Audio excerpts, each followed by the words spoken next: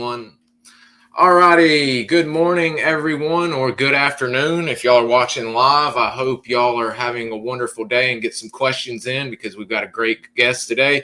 And those of y'all that are watching after the fact, I hope y'all are having a wonderful day. And if you have any questions y'all would like me to get to Mr. Gary, I will send your questions to him through text or email since you didn't need to catch us live. So don't hesitate to ask questions, share, and ask around. So we're joined, as I said, today by an outstanding guest I've been looking forward to for quite a while. I only recently found out about him personally and got in touch with him, but he is well known in the Ranger community because he is a member of the Ranger Hall of Fame and was a member of C Company, aka Charlie's Rangers. So we're just going to hop into it because we've got a lot to cover, both with Mr. Gary as a person and the outstanding men he was able to work with, lead, and fight with in battle. So we've got a great show today. And Mr. Gary, I hope you're doing well this morning.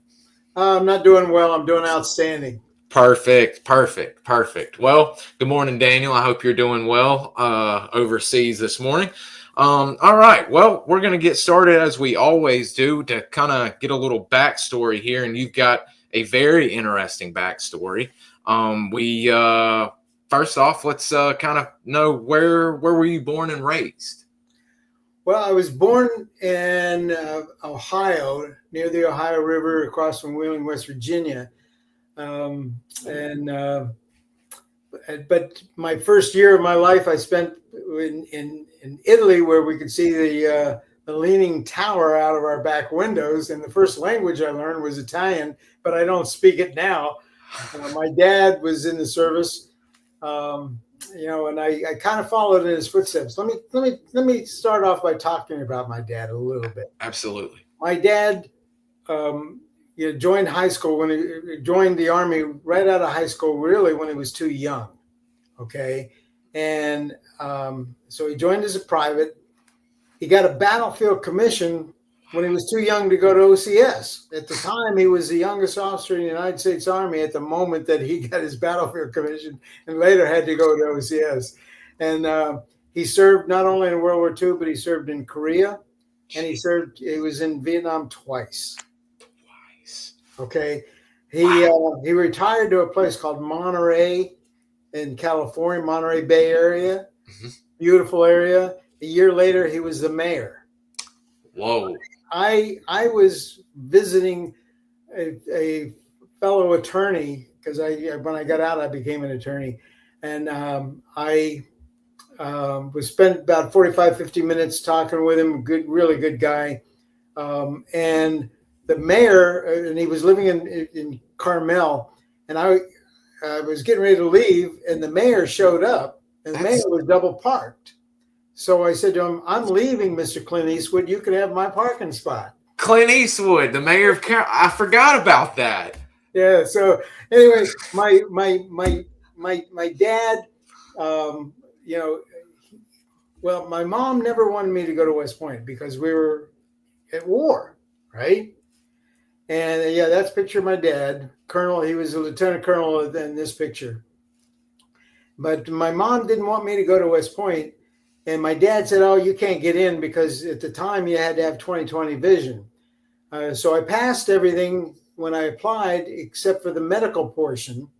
And I went to Ohio State because I had born in Ohio, and we were living in Europe at the time, in Germany. I graduated from high school in Germany. And so my first year was at Ohio State. But I got a letter from the doctor who said that they had changed the application requirement, and that as long as you were correctable to 20/20. So I applied for what is known as a presidential. Now, see, normally you got to know a congressman, but being in Europe, I didn't know any congressman. I hadn't lived in Ohio, except I was born there. You don't even have a district. So if your dad is in the service, any one of the services, you can apply under what is known as a presidential, and they have varying different numbers of presidential depending on how many open slots they still had remaining.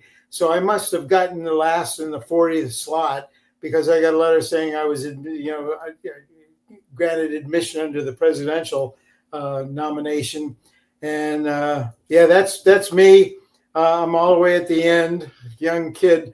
Not the one with the A. That's another fellow. Yeah, you got the arrow on me right there. When I graduated, that's my class at West Point. Wow. And So I hate to interrupt. I actually wrote a letter to my dad. Signed it, new cadet Gary Dolan, the first weeks I was there, letting him know that I was actually in West Point. Kind of following in his footsteps. But now to go forward, when I graduated, I went to airborne ranger, jungle warfare expert.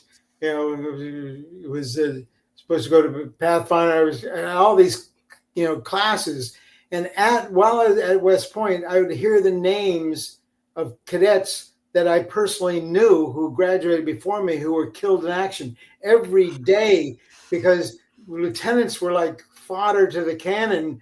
They were being killed, and I honestly believe that with all the training that I had, that I could save lives, because there was an unwritten rule that cadets were supposed to spend 1 year active duty with a regular unit, because at West Point it's surreal. Nobody lies, cheats, or steals at West Point, the honor club. And so you trust everything that anybody tells you. You could leave $100 out on your table. Nobody would touch it. Well, the real world is not like that. No. I mean, so many commanders are known for telling their lieutenants, hey, don't report that this guy is AWOL. We'll go find him. I don't want that on my record. And all of a sudden, you're in a situation where the sergeant tells you, oh, yeah, that was done, but it wasn't done. So you don't check. You got to learn. So there's an unwritten rule before you go to combat, spend 1 year stateside. Well, I was very fortunate that my first son was, after schooling, was the first of the 508 to the 82nd. I was actually selected over some first lieutenants because I was only a butter bar to create the brigade's first ever brigade Lurps. Yes. Which is kind of like what I was going to go to, not knowing. I actually had a guy that I picked because I wanted guys that would be good Lurps for the brigade. Somebody had been with this company called the Lurp unit in Vietnam, which turned out to be the unit that I eventually went to. And so, but when the commander chose me, he gave me some bullet points he wanted me to meet. And once I accomplished those, he said, then you can have a assignment you want. And I said, well, I want to go to Nam. Whoa. So I was only called on the carpet one time. I wanted to teach guys how to do the Australian rappel. You know what that is? Going head first. Head first. If somebody's shooting at you, you need to shoot back. If you go backwards, they can just pick you off. You got to get their heads down. There was no mountains at Fort Bragg, but I found this building that it was 4 stories high. The basement was actually above ground. That the side of the building, had no windows. So I taught him how to do the restrain and rappel. Well, I didn't know it belonged to a different brigade, and the brigade commander had got driven by and saw what we were doing and reported me. So, I got called in, and I heard words I'd never heard before, where his nose was about 1/4 of an inch from my nose, and my backside was bleeding, and he started to go back around the back of his desk, and I thought I was dismissed, so I started to render a hand salute like I was dismissed. He said, I didn't dismiss you yet. He came back around, pointed his finger at me, and said, next time, don't get caught. Oh, wow. But we were the aggressor force for escape and evasion compound that they built like a North Vietnamese camp. Prisoner camp, and wow. I went to him. I said, "Okay, I've met all your bullet points. I want to go to Vietnam." So I got orders to go to the 173rd, which was it just been decimated by an action on their Thanksgiving, where the whole mountain was denuded from all the artillery and fire and everything, and they had lost a lot of guys, and I was the first of my graduating class to get to Nam. Okay, so when I got there, they had this indoctrination period where you become acclimated. Like when I stepped off the plane, I was drenched before taking 5 steps down just from the humidity and the heat. It was like a sucker punch. It was like 108 degrees without the humidity, and they were teaching us about all the booby traps and the bamboo stakes, and they were teaching us all of this stuff. And I'd heard about the 173rd being decimated there, and I was there for 3 days, and it was a weekend, and I went to the officers club, and I saw this guy in jungle fatigues, and he said he needed a platoon leader. Major Hudson? Yeah, and he needed a platoon leader, and he said, I'll tell you what. And I said, well, I'd love to become your platoon leader. I'm at West Point. And he says, well, I got a VMI grad, and I got another grad from Marion? Not VMI, the Citadel. Oh, he said, but I don't have a West Pointer, and I have an open slot for lieutenant, and I've got a guy that was just ROTC. He says, but you get to this place called An Khe. Well, if it hadn't been for Vietnam War, I would have never known about Vietnam, much less, where the hell is An Khe? So I came back. We had it was supposed to be 11 days. I had now 7 more days left of training. And I packed my bags, and the guy said, what are you doing? I said, well, I'm out of here. You're going AWOL? I said, what are they going to do? Send me to Vietnam? I'm embarrassed that a West Pointer is AWOL, so they're not even going to report me. And he promised to cover for me. So I hitchhiked on board a chopper, a C-131, and the last part of the journey, going to this place I didn't even know where it was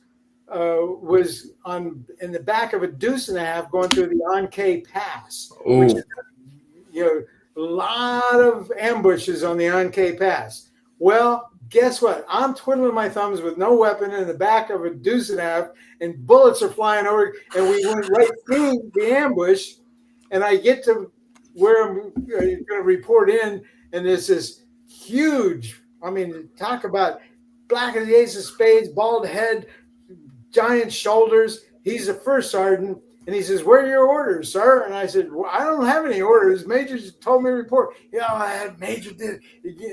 And so, and shortly after that, when I got my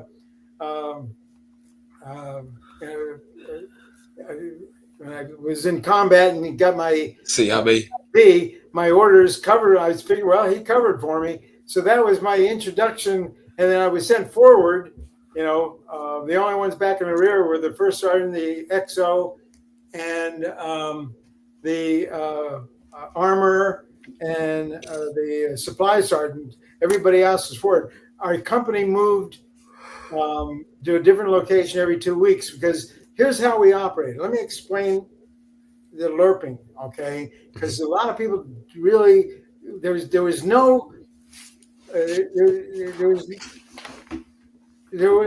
nothing published on how we operate. We created the operation, the guidelines,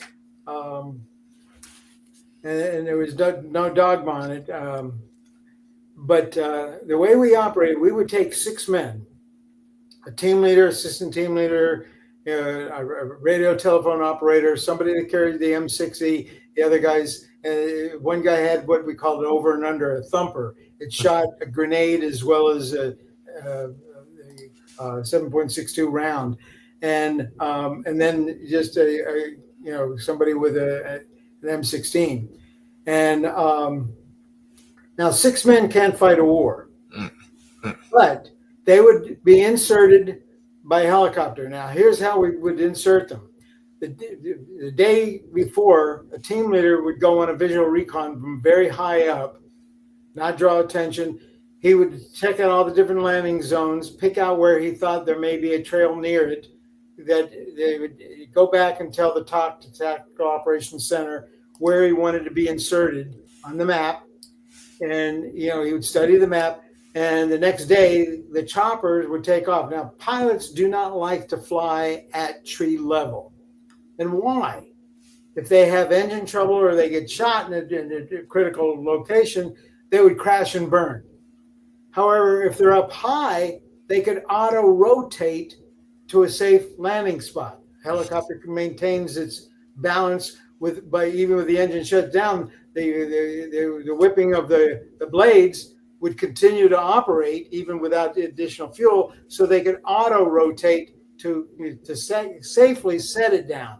However, for insertion over triple canopy, unless that chopper flies directly over your head, the noise of the chopper, you have no idea if you're inside triple canopy. Now, triple canopy means 3 layers of trees, where in the middle of the day it'd be dark down below because sunlight can't even pierce. Unless it went right over your head, you wouldn't know where the chopper is. So if there's enemy around, what would happen is the chopper would be at tree level. What I would be doing would be flying in a fixed wing aircraft. It's what we call a bird dog. It's a Cessna. It's a 2-seater, front seat, back seat. I could actually operate it from the back seat by inserting the stick in the back. And matter of fact, a lot of times, that's me with one of the pilots of a bird dog. And I think you might see it over the guy's left arm over. Keep going the right more towards me. The other way, no. Right. Keep coming right there. I'll talk about that in a minute. What I added to it, but I would vector the helicopter. I say, come left 40 degrees. You're 300 meters out. Come left another 5 degrees. You're 100 meters. You're 50. You're 20. Because if he's flying at 50 knots, and then he would fly right over the landing zone before he'd see it. Right now, they would drop into a landing zone, pop out, drop in another one, pop out. At the pre-designated one, even 6 feet before they touch down, the guys would jump out and run into the trees to hide, to make sure that because they're most vulnerable in the open, and make sure they weren't seen. Then they would go find a trail, a bend in the trail, ideally. They'd set up claymore. You know what a claymore mine is? Oh, yes, sir. It can bring devastation. They'd set up 2 or 3 claymores. It's operated by a wire to a clacker. And the back blast is almost as bad as the front, except for you're not shooting BBs. And it'll kill a huge swath, of anybody that's in its path. Now, the enemy, the way North Vietnamese operated, General Giap, who is in charge of all the North Vietnamese, if he could bring 3,000 North Vietnamese across Laos and Cambodia, where we were sometimes when we weren't supposed to be there, and surround, say, an artillery base of 200 or 300 Americans. Even if he lost 2,000 men, if he could wipe out 300 Americans, it was a huge PR victory for what the attitude and what was going on back in the States. Okay? But he always told his troops, Americans always operate in battalion and division size. They have air superiority. They have fire superiority. Unless it's time and place of our choosing, if you do not become decisively engaged with the enemy, unless it's the time and place of their choosing. So if you hit an American force, go back in the tunnels, go back to Laos, go back to Cambodia. Our 6 men would disrupt the whole year's worth of planning. And he put a bounty of $1,000 on Rangers back in the early years, 69, 70, because he hated the Rangers. We never operated on trails, right? Sometimes it'd take you an hour just to go 100 meters with the wait a minute vines, but the guys stayed off trails. We use the tactics really of the enemy against them. And now think about it. How well would you sleep at night if you're only with 5 other guys dropped in enemy territory, sometimes outside of communication? Because back then, with no satellites, no GPS, if you didn't have line of sight, you didn't have commo. If there's a hill between you and who you wanted to talk to, okay? And a lot of times outside of artillery support, they would find the most awful place in the world to sleep, where nobody could sneak up on them without making a lot of noise, right? And one guy would stay awake because they put the radio by their heads and sleep in a wagon wheel, say under bramble bushes and stuff, or around rocks, and so guys didn't get that much sleep. If they were out for 4 days and they didn't make contact because they didn't get that much sleep, we would pull them out. We had a team in combat every day of the year. I don't care whether Thanksgiving, Christmas, and our guys. I mean, we didn't create them; we just trained them. These guys. There's a story behind every one of them. I mean, these guys were amazing.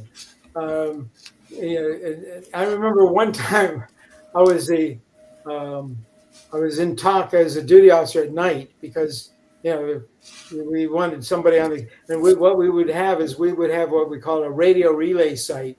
We'd put it at the highest mountain peak that hopefully nobody could get to by crawling without a helicopter. And we'd put a large team, say 10 men from the commo platoon. We had 4 combat platoons and a commo platoon.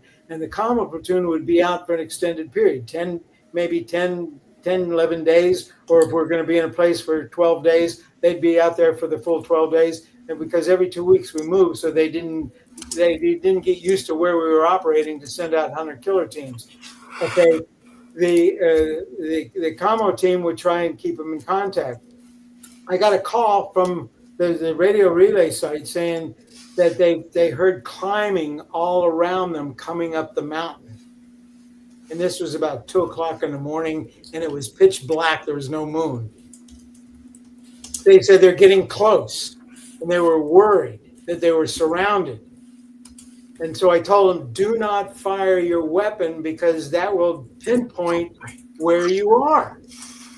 So they said, what should we do? I said, throw rocks at them, see if they return fire. Then you know where they are and light them up. Okay. I'm now waiting. They're whispering because they don't want to, they just break squelch. They don't want to make noise. About an hour later, because every hour they have to check in, they call with a sit rep. There's no change. I said, wait a minute. What about the enemy coming up? You were worried. Sir, they threw rocks back at us. It was monkeys. Jeez. Another time when I was duty officer, we had told the team to take the LAW. A LAW, L-A-W, is a light anti-tank weapon because we knew the enemy had tanks operating in the area which we were now operating. And we were under operational control of all different units, 173rd, the 4th, the 25th, different divisions that were supposedly didn't know how to use us, but they thought we were just security. But, we did our stuff anyway. In any event, the team told me that here it was again, like 1 o'clock in the morning, that there was a tank coming right at their position. They could hear it knocking down trees, and it was coming. So I said, well, when it gets closer, use your LAW, fire them up. Well, they were celebrating. They had a direct hit. They said the explosion and the noise was deafening, and it was screaming. It was just horrible. They said, so they must have had a direct hit. The next morning, they found the carcass of a bull elephant. Oh, gosh. All right. Now, I told you, everybody in our unit had to be a volunteer. They all had to be airborne qualified. Most of our officers and most of our senior NCOs were Ranger School qualified. I had my Ranger tab as well. Okay. Every team had a mascot.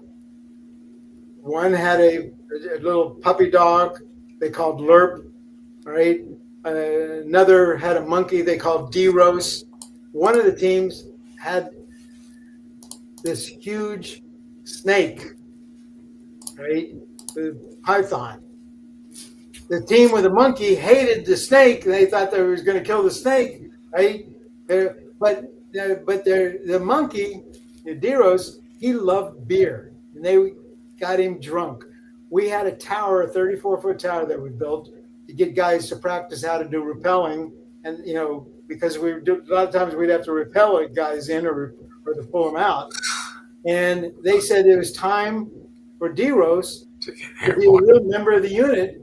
He needed to be parachute qualified, right? So the Army has handkerchiefs that are green in color, OD green, real big, right? They fastened a parachute out of it to connect to him. They took him up on the 34-foot tower and threw him off.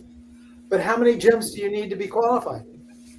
5. They did it 4 more times. Oh God. After he was drunk. So we had a lot of humor, as well as a lot of tragedy and stuff. Let me tell you about a particular firefight that showed you what I did when I was flying. I had I actually accumulated, because I kept track of 10 combat air medals. Whoa. Okay.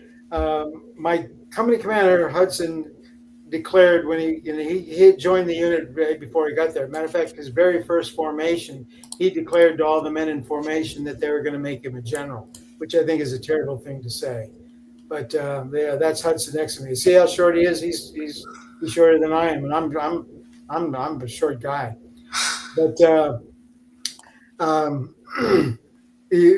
was flying, and now we have what is known as a 50 caliber. Matter of fact, I've got a picture of one aircraft, one of our Hueys, that instead of an M60, they had mounted a 50 caliber, which when they fired it caused the chopper, to move, right? But you don't carry around a 50 caliber. Those things are heavy. The team on the ground was approaching a mountain, and they got fired at by, now the enemy was smart. They could use our weapons because they always made their caliber slightly larger than ours, which meant we couldn't use their ammo because it would jam, but they could use ours if it was slightly smaller. They had 51 caliber, right? Now that means this team was lit up by a 51 caliber, which means it was an emplacement. It was a bunker that was shooting at them. They didn't know it, but the mountain contained a hospital complex, a training complex, okay, and it was for a whole division inside the mountain in their tunnel complex. They were masters of tunnels. Some of the bravest men I ever met were tunnel rats. Anyway, these little guys that would go into the tunnels. The guys are my guys were brave. Tunnel rats were insane. They were brave. Anyway, the team leader, and I'm flying in a bird dog. He's screaming at me to get him help. Okay. Now, I had as a front seat pilot somebody who was his first day in country. It was my front seat pilot, right? So I direct him to where the team was located. They were pinned down, right? And where they were to our south, or to our east, were 2 fire bases. Okay? Artillery units. 2 fire bases, both the east, one on the north side and one on the south side. And to think about McDonald's arches, all right? I'm on the radio. Now, in the back seat, I've got 9 different options. Now, there's 8 of them are separate frequencies that I could tune into. One of them is for my front seat, that I can speak to my front seat over the radio, right? I can only talk on one radio at a time, one frequency, correct? The team leader is saying, stay on the line with me because I need help.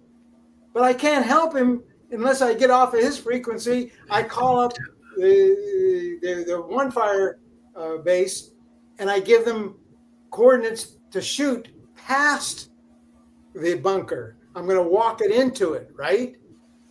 Right? So I have got to adjust the fire. I call in the other one. I have him firing, same thing, and I've got to adjust his fire. I directed the 2 gunships that were on a visual recon with 2 other Hueys. I directed all 4 of them to come to my location. They're on the north side. Now, I've got 2 artillery bases firing this way. I'm in the middle, okay? Here's the 2. Can you see me? I got 2 artillery bases firing rounds that I'm directing in. I'm in the middle. I've got on the north side a chopper and 2 gunships, and I bring them in an elliptical pattern on the north side to start firing at the bunker. I get a phone call from, now these are regular Huey gunships, right? I get a call from 2 Cobras on the south side that want to join the fray. So I bring them in from the other side in an elliptical pattern. So I got 2 sets of gunships.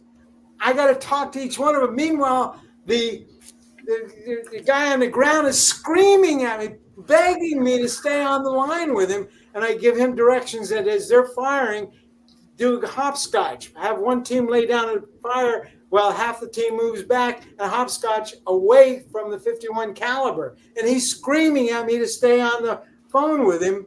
Meanwhile, I get a FAC. You know what a FAC is? Forward Air Controller. Forward Air Controller, Air Force. He's got 2 Phantoms fast movers who say, we want to have fun too. So I bring them down the middle between the arches to drop their payload, and we had lit up where the bunker was. It was still operating. It's a huge bunker, right? And now here's the problem. I am now flying past where I can see. I'm looking out the back, and my front seat pilot, who is first day in country, doesn't want to turn around. You know why? I got 2 artillery. I got artillery coming this way. He's in the middle. He doesn't want to turn around because he's afraid we're going to get blown out of the sky. And I order him, you got to turn me around so I can see what I'm doing. Okay, it was one of the most hectic, draining emotionally time. I mean, I didn't realize how busy I was, what I was doing, at the time. When I got back to base and we got the team out, one guy had some shrapnel that he got a Purple Heart for, but nobody got shot. Okay. Now, when I get back, the major wants me to play volleyball. It's officers against enlisted, and I'm drained. All right.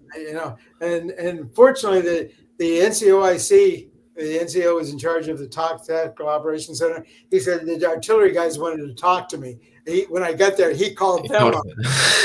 Yeah, because I was I didn't realize I wasn't in the least bit tired or anything, but I was drained at the moment I landed. And his attitude is, I'm just flying around, enjoying, flying. The guys that read my book of their own accord, which is on Amazon, all my copies have been sold. I gave 1,000 for free to at Ranger Rendezvous to what I call the baby Rangers. I can get away with calling them baby Rangers because I'm in the Hall of Fame, but I feel like all the baby Rangers stood on our shoulders and raised the bar of excellence way beyond our reach. The only thing I wish we could have had some of the toys that they get to play with in the 70th Ranger nowadays. It's amazing, the weapons that they have. But the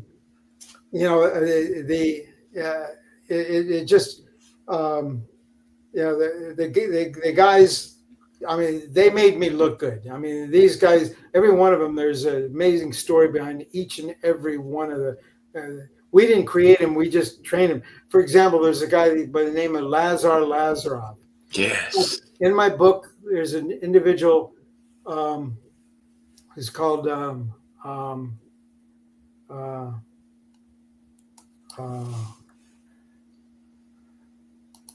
Grigor Grigorov. All right, everybody knows it's Lazar. Right? There was one guy that was unfortunately the one person that I lost. Well, there was one guy, for example, in real life, his name is Rose. In the book, he's called Thorn. Okay, nice. The major, instead of Major Hudson, used to call himself Rock Hudson. Okay. In the book he's called Wayne, and he refers to himself as the Duke. There you go. In other words, there's a play on names, like Lazar Lazarov is Grigor Grigorov, Rose is Thorn, so guys who read my book that were in the unit, they basically know who I'm talking about. Although I'm glad I used pseudonym names, not the real name, because I've actually had one guy that was there 2 years before I got there who came up to me and said, I read this description of this ambush. Who on my team told you? It's exactly what happened. And I'm thinking to myself, well, it didn't matter what year you were there. The experiences, the emotions, the combat, it was all identical. It didn't matter what year you were there. Wow. We at one point we sent a team to help the Force Recon, and I know you're involved with MACV-SOG and Force Recon. We sent a team up to the line, the DMZ, to teach Force Recon the tactics that we use, because we created the tactics. They had never before been used. And we only used 6 men because more than 6 we felt it was too much noise. Mm-hmm. When a new guy joined us, the team leader would teach him the hand signals, because you don't talk, you got to communicate. How to get by the bushes, where you hold the bush back so it doesn't spring back and slap a guy behind you. How you move through the jungle without making any noise. How you step, how you walk, how you cross the trail. They got to learn all that. And when a new guy joined us, you got to get him in the field right away, break his cherry. Hopefully get him into combat so he can break his cherry. Mm-hmm. Find out how they are. And so we took a team up there to teach them. Well, they're in close contact with huge forces all the time. So they used 10, 11 guys, where we thought that was too much noise. But there was a fellow who had joined them, that giant of a man, okay? And he had a brogue, because Scotty was Scottish. And there's a picture of him with a scout. A lot of the team leaders love the scouts because they would be the point man. The point man is the first one in line going through the jungle, that if they come across anybody, he's the one that would get shot first.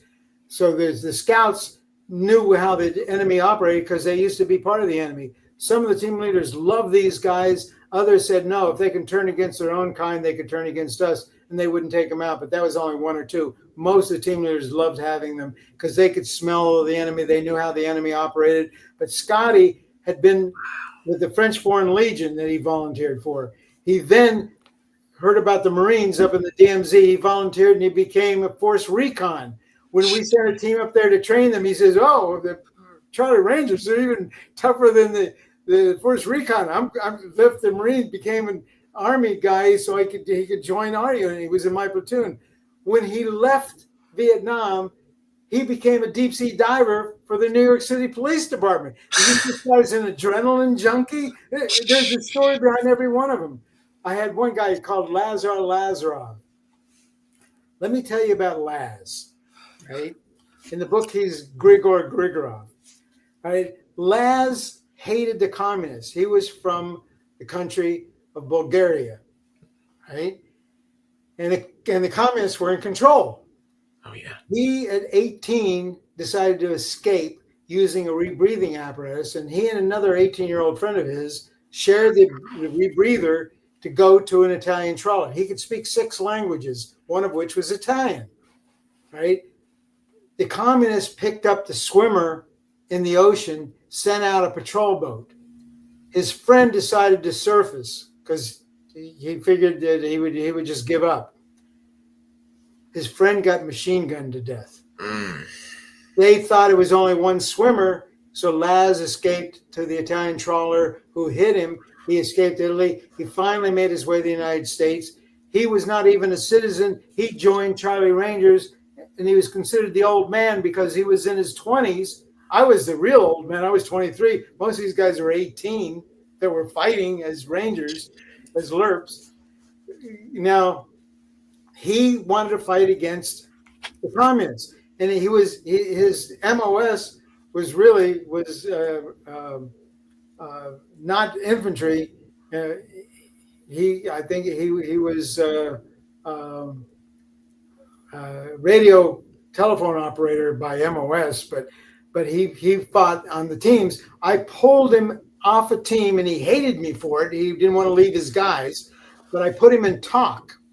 And what he did at night, he pretended to be the major, and because the team's in the ground, they would spot the lanterns on the trail miles away, would then send back the information to Laz in the TOC at night, because he was a night operator in charge of TOC, Tactical Operations Center. And Laz would call in B-52 strikes, arc lights against that trail for the next night, or for that night if they're ready to go. As a result, my unit, Charlie Rangers, called in more B-52 strikes than any other unit in the history of the Vietnam War. Holy cow. Okay? So this, and he later came to realize that he was saving more lives in TOC than he was out with a team and fighting. Jeez. I had the distinction, because I made a big mistake when I first joined. I got the team leaders together, and I told them that I was going to take a team to the field at least once a month. And when I did, being in charge, I was going to be the team leader. Team leaders hated hearing that. Okay? I never did it. Whenever a team leader was hurt on R&R, or for some reason couldn't go, it was on temporary duty for something, I took a team. I ended up being the RTO, the radio telephone operator, because if we were in combat, which we almost always were, I wanted to be on the radio. And I made the assistant team leader the team leader. So I never did, and they came to realize. Matter of fact, one of my proudest moments is when they all came to me and they gave me my black beret. They said I earned it. And the other time that I was most proud is that I got a lot of trophies and stuff from the different units and things that I operated with. But one of my favorites is an entrenching tool that has a plate on it in bronze from the men of the 2nd Platoon Charlie Rangers, of which I was a platoon leader. They hated the fact that they had to, every time we moved, every 2 weeks, to surround their tent with sandbags. Filling sandbags they hated it. So barracks, or, that was a lot of work. But they hated me more because they couldn't complain, because I was out there with them filling the sandbags. So they gave me a brand new entrenching tool as my trophy from Vietnam, among all the others. So I got a kick out of that. But the guys were incredibly, very heroic. I mean, just amazing guys. Well, Laz, I kept up with him. Matter of fact, he sought me out at Benning when I came back. I actually was supposed to be an instructor at Dolan, which is Mountain Ranger Camp, but I became the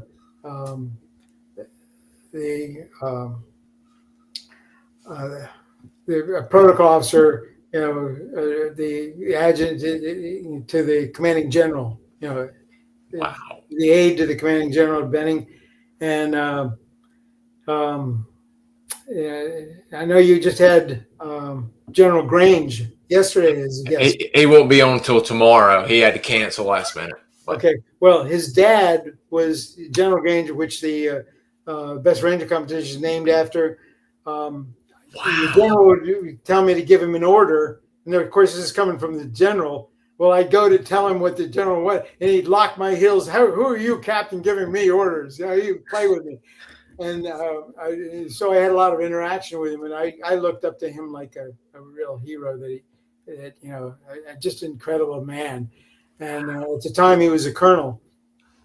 Years later, I was making hot dogs and grilling and stuff in support of Ranger Rendezvous, and we set up a tent for then General Grange, the father, and his wife, to watch the competition of the Best Ranger.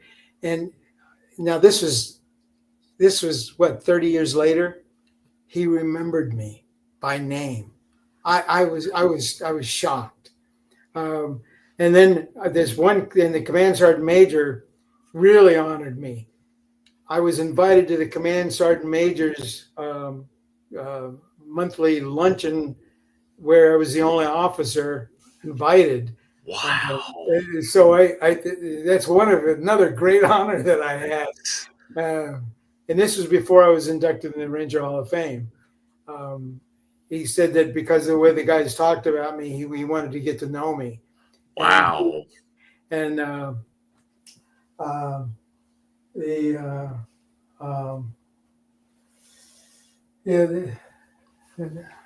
so my wife and I had dinner with him and his wife, and at one of the dinings in, and it was I think that our Army is so good because of the NCO Corps. They're really the ones that make things happen, that run the Army.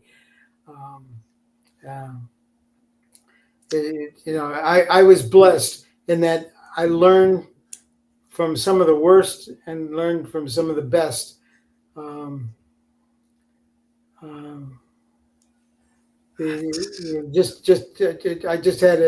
I was blessed with such a tremendous career. Major Hudson,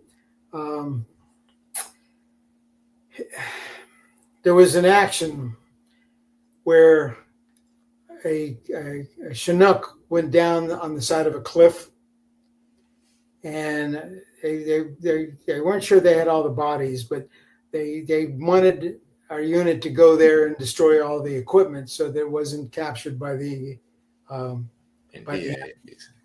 and a team was supposed to leave at 6 o'clock in the morning, and the major said he was going to go with them. He grabbed Lazarov always had his rucksack ready to go, and he had grenades that are actually pulled pin that are taped on his load, the LBE, and the major grabbed his rucksack, but he kept them waiting from 6 o'clock in the morning, where they were in the shade of the helicopter out of the sun, until noon, and then they got there at noon and they took off. Now, where they were landing, they had to go through triple canopy jungle to get to the cliff. They only got halfway before it started to turn dark, and the team leader said, we're staying for the night. Well, I get a phone call. I'm flying. Whenever we moved, I was the one flying because I could read a map. Most of the guys, even the officers, were not good at reading maps from the air. But I could study, and for some reason I was really good. I made it my job to study and to really memorize, and because especially for calling artillery, you got to be able to be precise. Really map reading. You got to be precise. You can't be 10 meters off, right? You could kill your own guys. Anyway, I get this radio telegram, and I knew who it was, but I identified it as the Tango Lima. In other words, team leader. And they want to have a group picked up, or an individual picked up at the original landing zone. And I said, Tango Lima, Charlie Mike, continue the mission. No, you don't understand. You will come back and pick this individual. I said, no, that'll compromise the mission. Tango Lima, Charlie Mike. That's an order for me. Do you know who you're talking to? Yes, Tango Lima. No. And he breaks all protocol. This is Major Hudson. You will come. I will not spend the night in the field. Now, guess what's on the top of the mountain that hears all the communication? NVA. No. Who do we have on the top of the highest mountain? Radio relay sites. Radio relay site. They hear the commander saying, now this is a commander that sends 6 teams out all the time to do an ambush. We have an ambush almost every day of the year, and the teams spend the nights in the field, at least for 4 nights, right? And he's not going to spend 1 night in the field?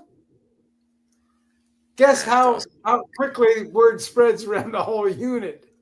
right? Oh, lickety split. Okay, okay. Yeah, I got to tell you, if you read my book, I never said a bad word about him, but you'll know how I felt about him when you finish reading the book. I can imagine getting that call and the guys on the radio relay site hearing that and thinking, "Are you kidding me?" Well, they wouldn't say kidding, but yes. Oh yeah. The nicer term, shall we say? Yeah. I got criticized by a chaplain or a pastor in California who loved my book, but he said, "Why do you use the F word?" Well, when I was quoting the men, they couldn't say a single sentence without using it 2 and 3 times. It wouldn't have been realistic unless I quoted them accurately. But I was raised by a father who didn't allow me to mispronounce a word, much less ever use profanity. As an attorney, when my opponent, reacted against me with, profanity-laced, craziness. expletives, I knew I had won the argument. So I wouldn't let, when one of my sons would bring home a friend and he'd use bad language in the house, I'd kick him out of the house. So you can come back when you learn not to use profanity in my house. So my kids were raised never to use profanity. I have a fairly good command of the English language. Yeah, you don't need to lower it down with 4 letters if you've got the command of the English language like that. You can easily cut through and get it just as well across. Yeah. But I was blessed by having learned from the best and the worst. Who were some of when you first got to An Khe and with the group, was there anyone in particular that kind of took you under your wing at the get-go and showed you what was going on? At the very beginning, there was an individual who later became the colonel in charge of the Airborne Department, who was a first lieutenant, and he had 2nd platoon, and I shared a tent with him. Good-looking, blonde-haired guy, and he at night, my first night, he's telling me about what I can expect, what my duties are going to be, what it's going to be like to be the platoon leader, and I was taking over his platoon. And so I learned a great deal that night. However, it turns out that he had an ambition to befriend round eyes. What I mean by round eyes, the donut dollies, the nurses.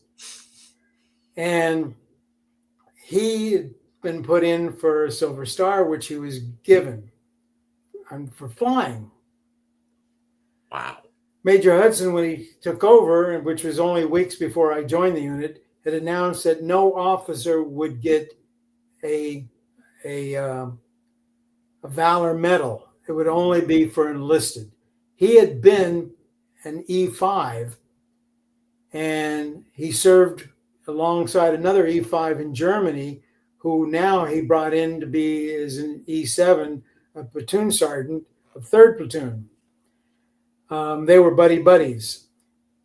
I met an individual who was one of the highest regarded Rangers in Benning, who became very wealthy at an estate, had been the first sergeant of this unit that Sergeant Hudson served in.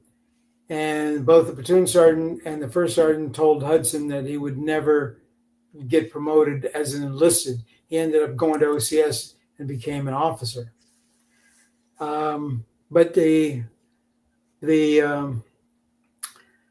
were both, in my opinion, anti-Semitic. And I had one fellow in my platoon who was Jewish.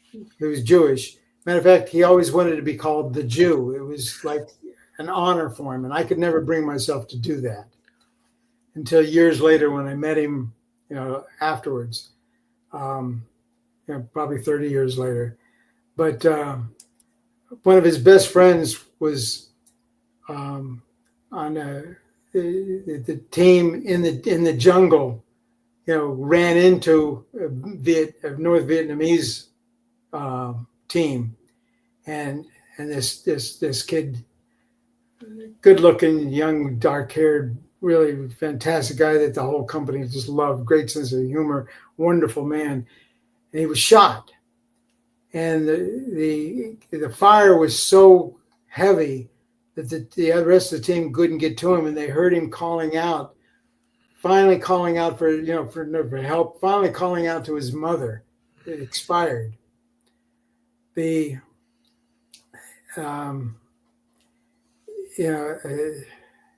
mean, it was anyway.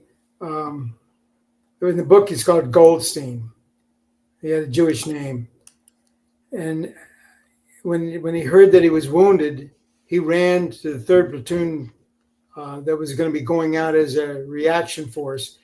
And I wouldn't let him get on the truck. And he used the butt of his rifle to hit me, but I took it away from him. And he's crying, and I wouldn't let him go because it was 3rd Platoon. It was not for him to go. Because he loved this guy Rucker was the fellow who was killed, but at one point he was on his completing his second tour with the unit. He had extended for an additional year, and he only had a couple of weeks left to go before DEROS, which is sending back the States. And he came to me, didn't want to go to the field. So I asked, the TOC not to assign him any missions. And the major gave me a direct order to order him to go to the field. So I did, right? He thought I was a lackey for the commander by ordering him. I didn't say the commander, you're being ordered by the commander. I said, I'm ordering you to go to the field. I was following an order. It wasn't until years and years later when he read the book that he realized that I was always on his side. Okay. And we hugged and cried in each other's arms. He then was living in Indiana. He had been a scrawny little skinny guy, and there's a picture of him coming back with a captured weapon from the helicopter as one of my pictures. Because he had captured a weapon from an ambush.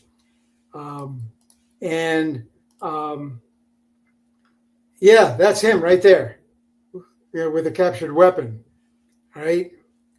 Rosenzweig was his name. Anyway, he called me, and he called a fellow by the name of Doc Gov, who was the medic for our platoon, to come to him in the hills of Indiana. And I went there, and he didn't want his daughter, he didn't want his family. He asked his brother from Israel to come. He had built himself up, and I saw him at reunions where he looked like Mr. America. I mean, big shoulders. He was pumping iron, but he was away from people because he had bad PTSD, right? And when I saw him in Indiana, Agent Orange had attacked because they had dumped it on top of us. And we hated it because we needed the jungle to hide in. We didn't want it deforested. That was our protection. But they dumped it on all of us, including me. And it attacked every organ of his body. It looked like he was a prisoner in Dachau. It was bone on flesh. And it was only like 2.5 months since I had seen him as Mr. America.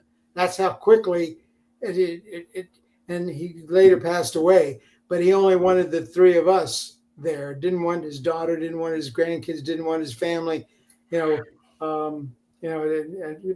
lost so many of my guys to Agent Orange. Laz, to give you another example, I didn't know this, but it can skip a generation. It usually raises its head 30, 40, 50 years after the fact, the effects of Agent Orange. Laz looked me up he wanted to re-up and wanted me to do the swearing in. So he came to Benny for that, and he had a daughter the same age as my newborn baby daughter, and we went to a picnic together. He later got a divorce from that woman, but married another woman, a couple of years later that I'd never met at the time, didn't even know until 30 years after the fact when I contacted him, found out that we had an association. This was after I wrote the book. And so anyway, Laz's daughter grew up, had a baby girl of her own. The baby girl needed operations the first 2 months of her life, like 3 or 4 operations. And the doctors told her it was because the Agent Orange that she got from the mother, that the mother had gotten from dad. Yeah. She didn't let him see his granddaughter for 5 years. Blamed him. So Agent Orange was pretty bad. But like I said, I mean, every one of these. I mean, you know what? Because after I got out, and when I left, I went to law school. The Army actually sent 2 guys from OPO, Benning. They offered to send me to law school and pay for it and pay me a captain's salary while I was going to law school and pay for the education. But I had to. They wanted me first to have a command, so they wanted me to command a company for 1 year first. So I'd have that. And they said, look, here's what we're going to do for the next 30 years. We'll transfer you to JAG. We're not guaranteeing it, but most likely you'll become the commanding general of JAG.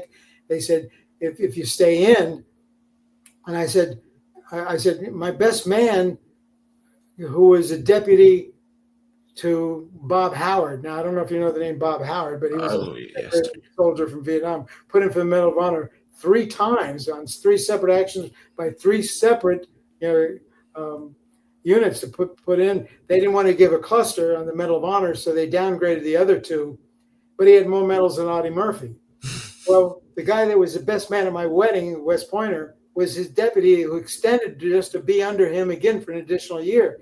And they told me, look, like when I first returned and I was up at protocol office, the secretary who later became a 3-star general and commanding general in Fort Benning, who at the time was just a colonel, ripped the scroll that I'm wearing, ripped it off my uniform, said, that's not authorized. You have to wear this patch with this shield with an airborne over it. That means that you're a ranger. I'm thinking to myself, yeah, they're doing I'm a ranger because I wear a shield. He said, look, after every war, after World War I, World War II, after Korea, after Vietnam, they disband the Rangers. You don't want to be an oddball unit. You want to be a regular captain and a regular company commander, a regular battalion, a regular division, not these oddball units that are done away with. And he was right at the time. Now, because of the 75th Ranger Regiment Association, we Rangers in Vietnam are honored, and we would not have been had it not been the fact that General Abrams wanted to create the Ranger Regiment. Matter of fact, when Bob Howard was at Benning and they deactivated my unit, they reactivated to be the aggressor force, and General Abrams selected Howard to be the last company commander of Charlie Rangers. All right. Wow. Okay. And he did it because he wanted to create the 75th Ranger Regiment so that when they started up the 1st Battalion, they used the colors of my unit. And then thereafter, every battalion that was brought up had the colors of a unit from Vietnam. But the very 1st Battalion, Charlie Rangers, is in their legacy. Okay.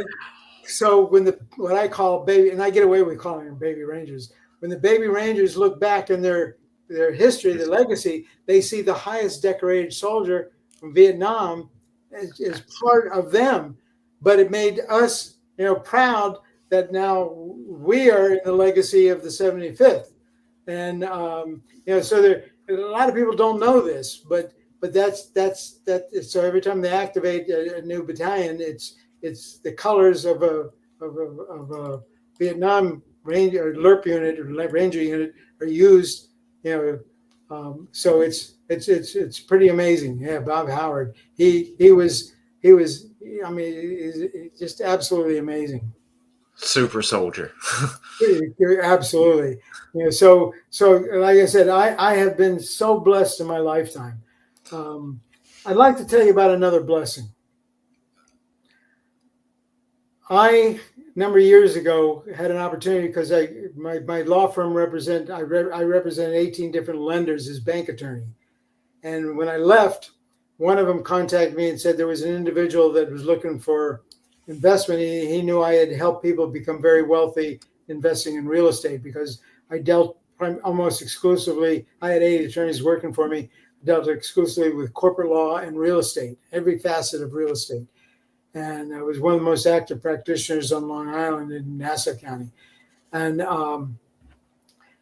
so I invested, but I turned my investment into a partnership. And I used to always say I'd never have a partner because nobody would work as hard as I was. Nobody had the same ambitions, the same goals, and partnerships are like marriages, but without the good part.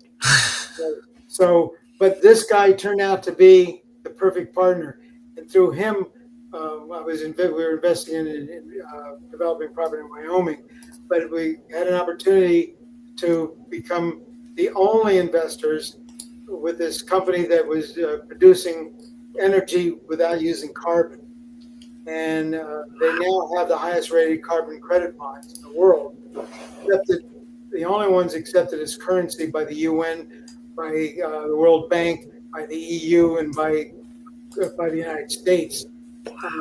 And we've been working on this project for the past 7 years, but we're the only ones that where they borrowed money, they're paying back double. So if somebody lent them $1 million, they pay back $2 million. Okay, but we having the only ones having a seat at the table, helping them get the investments, and being the only investors, the others were just creditors. We got a seat at the table. They are now in the process, and we're going to be launching probably next week. We're in negotiations to purchase of what originally we were going to do hotels, but now we found there are a tremendous number of assisted living facilities, and the assisted living facilities have separate bedrooms with private bath, a minor, kitchen, like just not a real kitchen, just a sink and a microwave, but they have a big kitchen facility, but they can't compete with the big guys that have, senior living, assisted living, and memory care, and they have full staff. They're all going out of business. We're buying them, and we're converting them, and we're also buying hotels that have been zoned for apartments to become the housing for homeless veterans. And the goal is to house anywhere from 25 to 40,000 homeless veterans nationwide, and we're going to get funded through this organization that we're now like a joint venture junior partners. So it's called now Rangers Lead the Way. You've heard that? Oh, yes, sir. Relation of sua sponte, of their own accord, which is the name of my book. But the Rangers Lead the Way. My charity is called Lead the Way Housing. And so we're going to be doing this. And there are many other organizations that do tremendous resources, and we're going to team up with them because our primary goal, and we're the only one nationwide whose primary goal, like Tunnels to Towers, their primary is housing for people who lost limbs, served our country, and not just military, but any 9/11 and such like that as well. Yeah, as well. So I'm very proud of that. I'm assembling a fantastic team. I've got a Gold Star mother who's going to make, when it's videoed by, you've probably heard of Mike organization called the Legacy, the 75th Legacy. Mm-hmm. He does videos like you do of the heroes. We're gonna eventually broadcast once we're real and we have our first units. He said when he was video filming her, the person, another one of my guys was with them, another ranger, and they were both brought to tears just listening to her. He says she'll tap into the heartstrings of the whole world to help contribute. But that I'm very proud that the dream that I've had the last 7 years will be finally coming to fruition, and you'll hear about it in the future. That's I can't even say enough good words about that. That is fantastic. I mean, the veterans of all our most recent wars, of even some of the Vietnam veterans, they need help. They've always needed help. I commend the VA, although my father, when he was facing Agent Orange, he had a bad experience. But with all they're faced against, it's a hard battle to we're not going to take any money from the government, because then they get to dictate what's involved, and they dictate how we spend it. Where all of this, I've got it. I'm going to have enough funds to make these acquisitions that we can not only house them but feed them, and then we'll use all the other organizations to help get them reconstituted to be productive citizens. To send the young ones to school. Maybe we get some universities or trade schools to give them scholarships.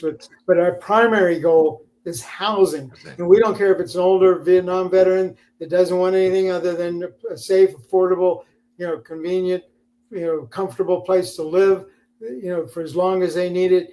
That's our primary goal. And we're the only ones that have that as a primary goal.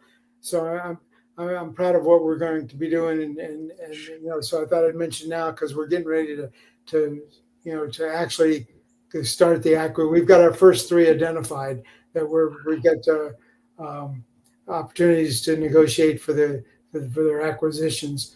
I used to think that being inducted in the Ranger Hall of Fame was the highest honor, but I was wrong. It's the greatest responsibility to give back. Wow.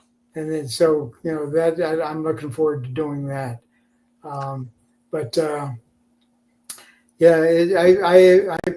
I've been so doubly blessed. I really have.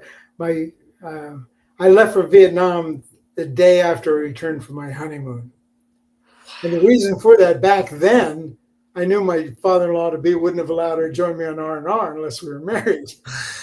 But after 40 years of marriage, last 10 years of her life, she didn't suffer, but she had progressive MS, which is 100% fatal.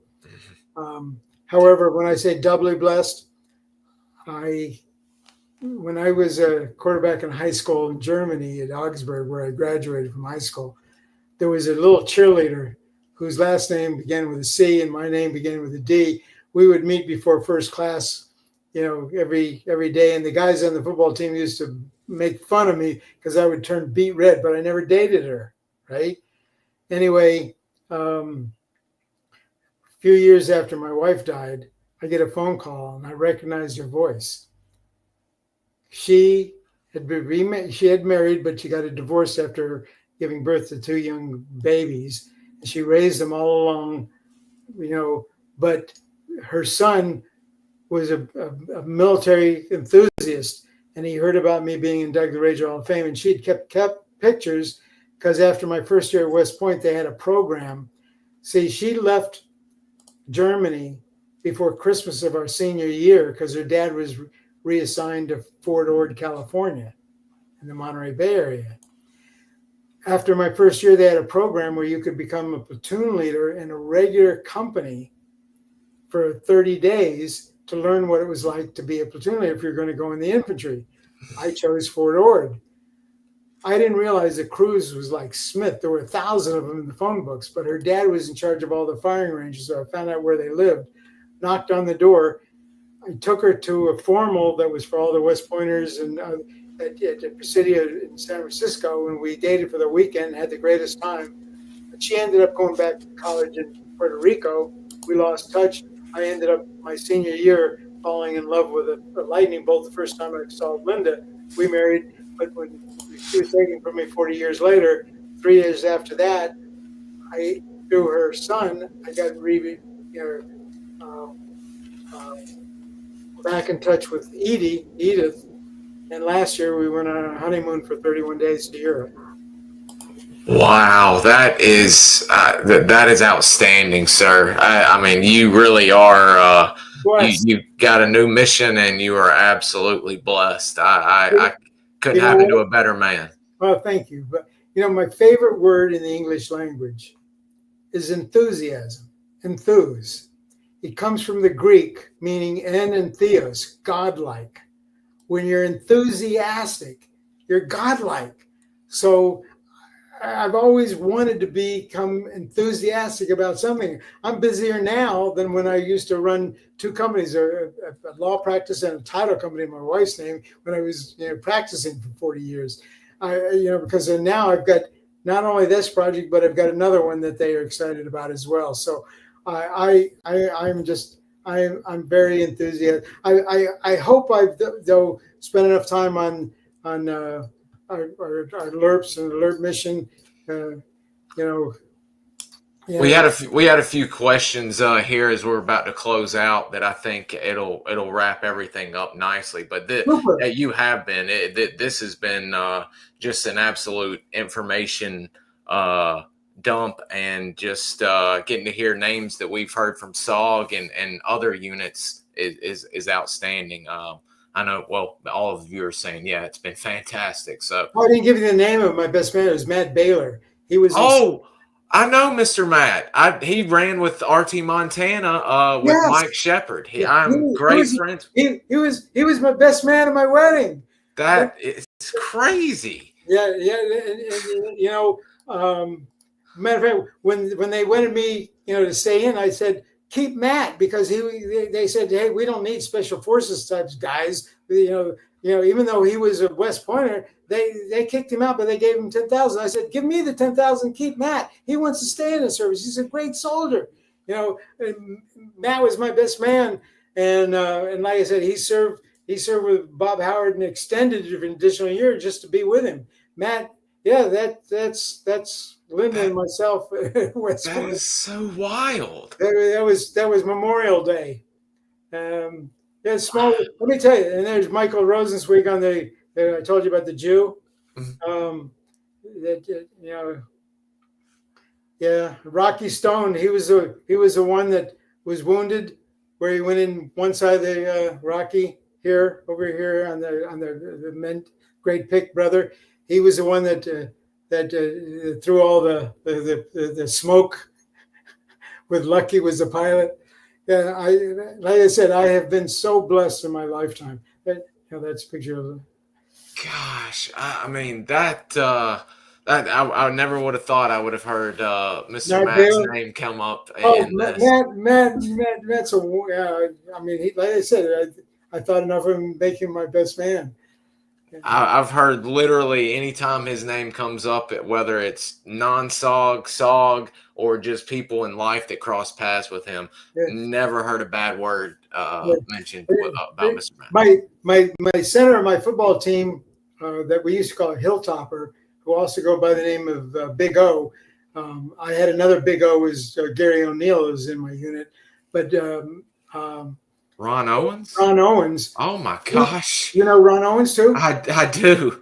He was the center of my football team, and then he got together with Gary O'Neill, who we also called Big O, who was the head of the Golden Knights for 3 years in a row. There's Gary O'Neill, who was Gary O'Neill to this day holds the number of parachute jumps in a 24-hour period. But when I was a guest speaker in Maine about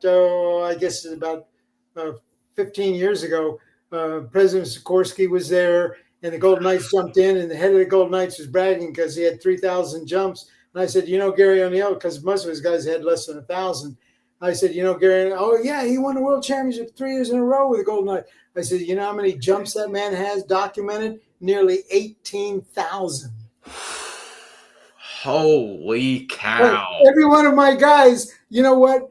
We had 14 of our NCOs from my unit that became command sergeant major. Okay, from one unit. Did I have the best? I mean, we had a major as a company commander instead of a captain, because we had 267 in our unit, right? And so it was a major slot. And I don't regret returning to the States and not becoming its final commander in country, but because I needed to get back to my bride, but having left Vietnam the day after I returned from my honeymoon, but the fact that it was offered to me was quite an honor. That is. I know I didn't let you ask many questions, but if we have some questions, I'd love to answer. Oh, yes, sir. And I was glad to hear both Big O's being mentioned, but Gary O'Neill, he's another legend that continued on. I've heard you mention some amazing feats that he did post military. I can't remember if you said he went on to work with Delta or maybe did combatives, or he got wounded quite a few times, even afterwards. But Ron Owens was also, in SOG, and just a phenomenal warrior. Just absolutely. Matter of fact, he developed a lot of equipment that the Army didn't make, that all of the special operators wanted. That was, and he's in Florida. If you can get a hold of Ron Owens, I think you'd find that he'd be another ideal person to interview. Absolutely. He ran with some of the big names of SOG. He was around with George Washington, Bacon, and a few other big names. Oh, yeah, the many big names. Our unit, what happened was, in order to go to Charlie Rangers, there's a fellow whose nickname was Mad Dog Malone. He was an instructor for when I went through Recondo at West Point. And Malone was quoted quite a bit. He was a major, but he was up for a lieutenant colonel, so he's promotable major. He convinced First Field Force commander to create the Lurps, because they had an area that they didn't have enough troops, divisions to cover along the border that belonged to First Field Force. But he convinced them having Lurps, small teams out, they could cover the whole border with just 6 men each. All right. To let people know. And that was where it came about. He wanted to be the commander, but since he was promoted to lieutenant colonel, called for a major slot, they got Major Dunner, who was Special Forces, to become the first commander. But he initially said, I'm going to have the 101st, because you have to be airborne qualified to send troops to your unit. Well, he went back to the general and says, it's not working. They sent me all their dregs. He says, I won't turn back the officers because it'll hurt their career, but I get the worst of the worst. I want to handpick who is going to be in our unit. And that's how you had to be a volunteer, which started the tradition of you had to volunteer to get into our unit, which lasted for the duration. You had to be airborne and you had to volunteer. Right. And now the thing was, Malone was an instructor when I went through at West Point my second year at the summer training, and I got I passed Recondo with 101st. He was an instructor as a major, and he said, after class, if anybody wants to stick around, I want to tell you about a concept that I have. And he put on a whiteboard his concept for Lurps, because it didn't exist. So I stayed and listened to that, and who to know that later on, that's the unit that I was going to. That is so crazy and brilliant of him. Yeah. Wow. Yeah, we've got, I'll go ahead and hit the viewer questions because they've been pretty good, and I'll hit some of mine as we close out. We'll start from the top here. Daniel, you've got a few good ones right off the bat here. Okay, Daniel, how would you describe the mission and role of the 75th Rangers during the war? You kind of covered. Well, that's a good question. Mm-hmm. Our mission initially was recon. Like I said, we called in some maybe B-52 strikes because we'd see but our mission always, even when we later did ambushes, but the goal was go in the pockets, get all the information that you can give to higher headquarters for what is going on with the enemy. So even when we did ambushes, we would find a lot of information. One time we hit a paymaster for the North Vietnamese. Unfortunately,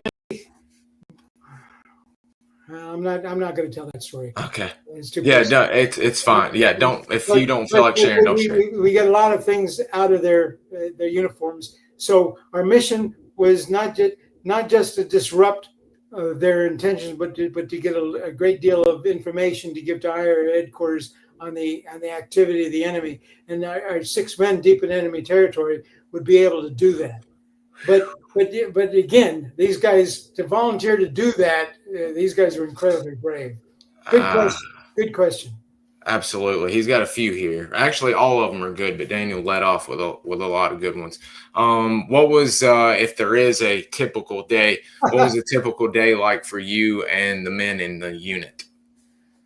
The typical day, other than the going out in the field and missions, my goal was to accomplish the mission, but to take care of the men.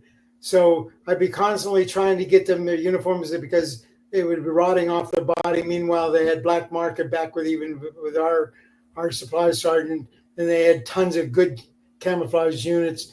We had a good, outstanding special forces qualified and ranger qualified chef who used to trade Lurps because the guys would only take one meal for 4 days, and he had for 6 men he had the 3 meals a day with all the 6 teams that he could swap for steaks. Even the pilots would want to come eat with us, so we were fed pretty good. And he could. I used to tell him he ought to open a restaurant. He said, "Hey, I can cook for 200 men. I don't know if I can cook for 2." But our typical day was hoping we would get mail because we moved every 2 weeks. Sometimes I would get 20 letters, and then I would go a month with no letters. My wife wrote me every day. I wrote her back as often as I could. When I decided to write my book, she surprised me, brought out a box, and I put it in chronological order. It was like a diary because I put the day, the date, where we were. And even though I didn't tell the bad stuff, when I would read the letters, I would remember conversations. Like the lieutenant that trained me the first night, the next morning he got up and he put his boot on, and the men didn't like him. I didn't know this until years and years and years later. There was a snake, and it was a bamboo viper in his boot, bit him on his toe. The 3rd platoon sergeant, who was a friend of the major, said, "Hey, sir, can I have your watch? You're going to die." He was kidding him. They killed the snake to send it back. He later described it as somebody putting a needle or a spike through his big toe. Well, he dipped it in boiling water. But if it bites you in the neck, they call it a 2-step viper because you take 2 steps, you're dead. But the toe would just make him very, very sick. And I didn't know it until 30 years later that they did it on purpose. I thought it just crawled in there.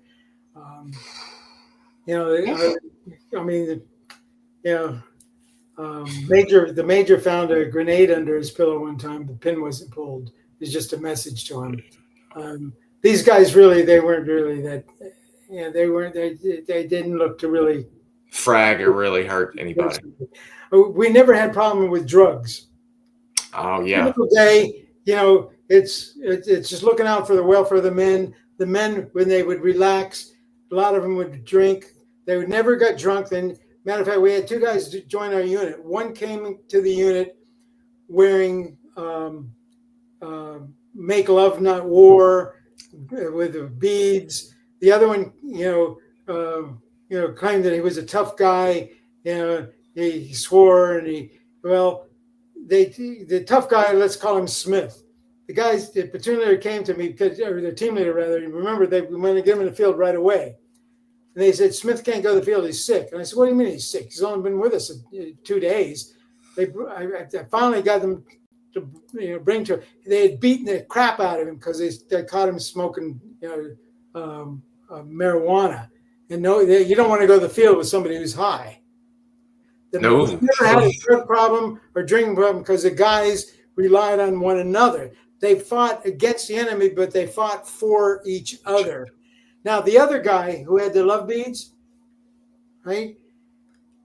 We had R&R, and whoever had been in, you remember, we went over it one at a time. We didn't go as units. So you had guys constantly coming and guys constantly leaving. I used a pseudonym because maybe one guy is really a reflection of 4 different guys that were in the unit at different times. Because if I used everybody's real name, there'd be 100 names. It'd drive the reader crazy. Well, they came to me. We had and whoever was in country the longest that hadn't taken R&R, if he wanted to go to, let's say, Thailand, but it came up that you go to Australia. He could pass that one up. He first in line the next time, so he could choose where he wanted to go. So whoever's in country the longest without an R&R was at the top of going. For the first time, they were going to let somebody go back for Christmas for 10-day R&R. Wow. Back home. The unit came, my platoon came to me and they said, send, Johnny, who is from the middle of the country. He came to us wearing Make Love Not War, but he loves our country. He volunteered to come here, even though he was against the war. He has done his job phenomenally. We didn't realize what a great ranger he was in the field. We give up our position, send him. He flew back into the Travis Air Force Base. He was going to fly out with American Airlines, civilian in uniform, because then he could pay 50% price at the time if you're in uniform. We had told him get out of the uniform, but he didn't because he was going to fly in uniform. When he went through Oakland, there was a demonstration against the war. He shook his fist like he was going to celebrate with them. They thought he was a fist against them. They overturned his car, put him in the hospital for 2.5 months. He didn't have to come back to Vietnam. He believed what they believed, but they still attacked him. They attacked him because he was in uniform, right? That epitomizes the country's attitude. He came back to us, and guess what? He had a new symbol. Guess what it was? Was it the war, not love? It changed his whole personality. But that story, a true story, really epitomized what was going on wrong with the country.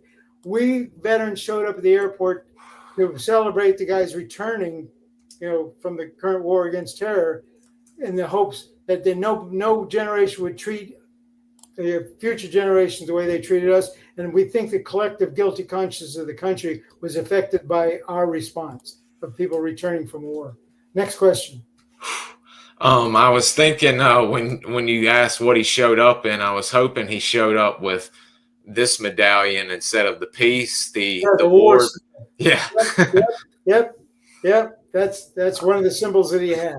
That was I really like that. I've got a knockoff one that didn't gold, of course. I hate that peace symbol. Oh yeah, it revolts me seeing 60s photos with that.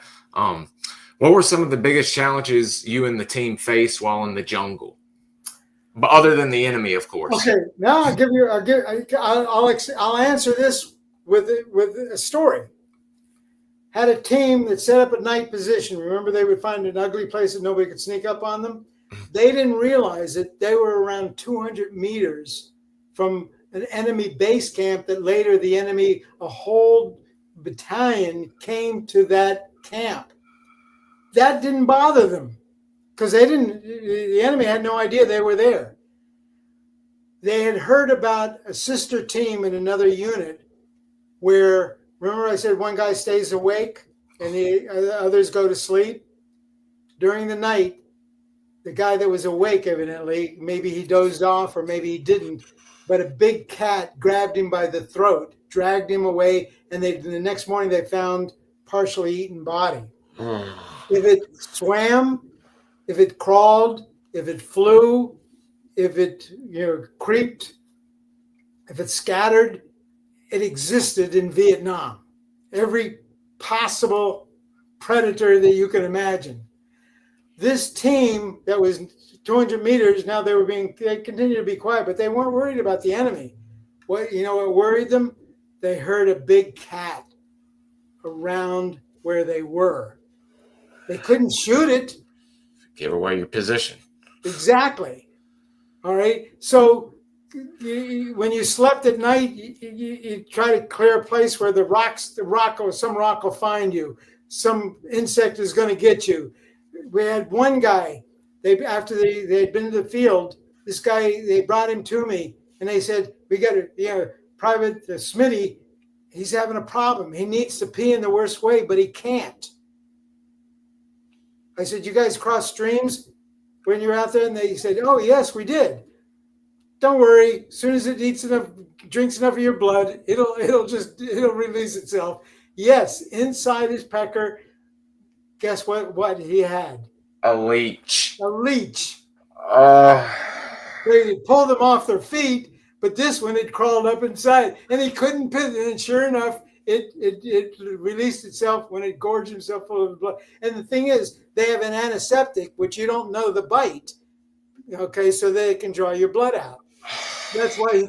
So I'd say the biggest problem was, the environment that we're in. I mean, also monsoon.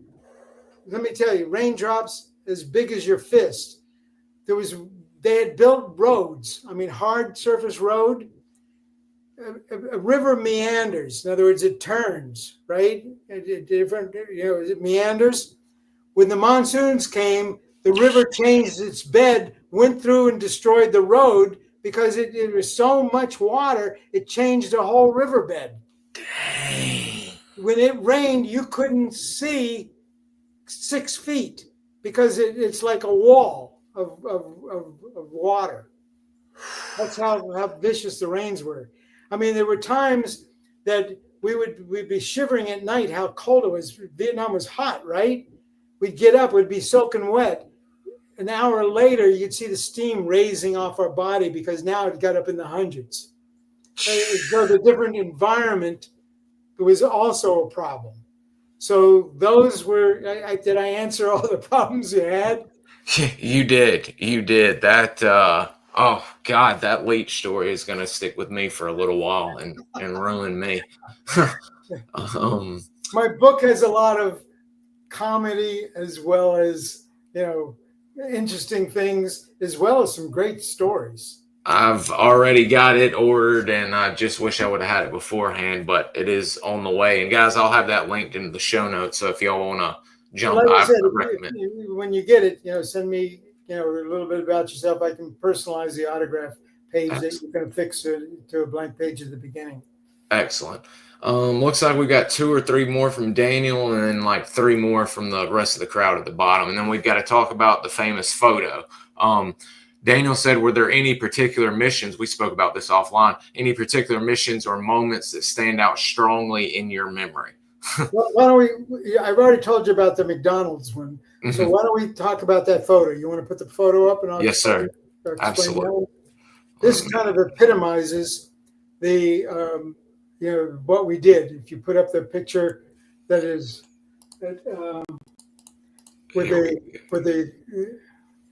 okay. We're OPCON. That means under operational control, the 173rd. If you look at the front of the helicopter, you'll see a picture of a ghost. Their call sign was Casper the friendly ghost. There were actually 2 choppers. What had happened was I had 2 teams from 2nd Platoon. I was flying command and control in the Bird Dog, which is a fixed-wing aircraft, front seat, back seat. And my front seat pilot, Jerry Bussell, was flying, and I redirected 2 teams that were about 4 or 5 kilometers apart from each other, but there were no landing zones. It was all triple canopy. If you look in the background of that picture, you'll see how thick that triple canopy, 3 layers of trees are. It'd be so dense that in the middle of the day, it's dark underneath them. Because it's so, and going through them with all the wait-a-minute vines that would grab onto you and your equipment, you couldn't go very far, very fast, especially if you want to be quiet. So the teams are supposed to wait in the jungle. And I vectored 2 of these teams to come together at a big field that was about 1,000, meters from where each of them were, even though they were 3 or 4, 1,000 kilometers away from each other. This was about 1 kilometer plus from for them to get to. Now, 2 teams never operated close because they didn't want to shoot each other up. But these 2 teams came together. They had been out 4 days, and we never left them out more than 4 days because they didn't get much sleep. And they were relaxed. You can see their rucksacks strewn around the field. They're in a relaxed position. They hadn't seen the enemy. And the guy in the middle on the phone is talking to me. That big, what you think may be an antenna, is just a weed. that's right in front of the camera. One of the Rangers taking this picture of two of my teams. I got the names of each one of these guys. And my front seat pilot, Jerry Bussell, spotted 60 North Vietnamese who were northeast of their position. And they had decided to take a group picture with the two teams together. They had popped what we call banana yellow smoke. And the reason they popped smoke is so that the enemy couldn't entice the chopper to land in the wrong place by themselves popping another smoke canister. So he properly identified the yellow smoke. He was on final approach, and they were going to take a group picture when my front seat pilot, Jerry, spotted 60 actual North Vietnamese hardcore soldiers who were heading as fast as they could towards the smoke that they had seen. Now, the aftermath of this picture is we got both teams pulled out safely. Now, they were reacting to me telling them, what the hell are you doing, relaxing in the middle of the field where you're in the open? You got 60 bad guys coming to you right away. Get on the chopper and get the hell out of there. So they were both exfilled safely. And I only wish I had a recording because we always had two choppers accompanied by two gunships. And the two gunships now had no friendlies on the ground. And I could hear them over the commo screaming, yee-haw, as they were just dumping all of their ordnance on the 60 bad guys that were left behind, now without worry about hitting friendlies. So I've always loved this picture. It almost looks like a painting. Matter of fact, Joe Klein, who was a famous painter from the era, made a similar type of a painting from this picture. But this is when we were up kind of the 173rd, and I have it hanging in my office, my man cave, because it reminds me of really, this captures kind of the essence of what we did.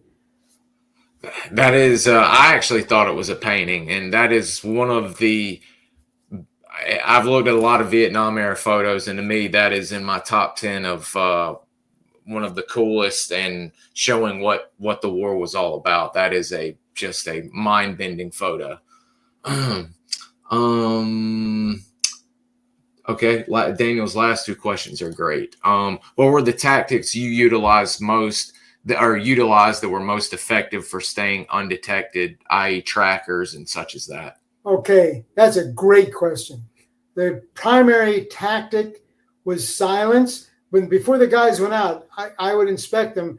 I'd make them jump up and down with their rucksack so they didn't make any noise. If necessary to tape, you need to be quiet. You need to learn how, to go through the jungle so that you can move a branch so it doesn't, when you pass it with your shoulder, it doesn't swing back and slap the guy behind you. So you need to learn how to, with your feet, to where you're stepping. So I don't care if it takes you an hour to move 100 feet. You have to be quiet, and you need to have camouflage. You need not. Most of the guys didn't take meals or anything with them. Maybe one meal for 4 days because you don't want to cook in the field. You can't use, like a lot of the troops would take the C4 out of their claymores. No, our claymores were important.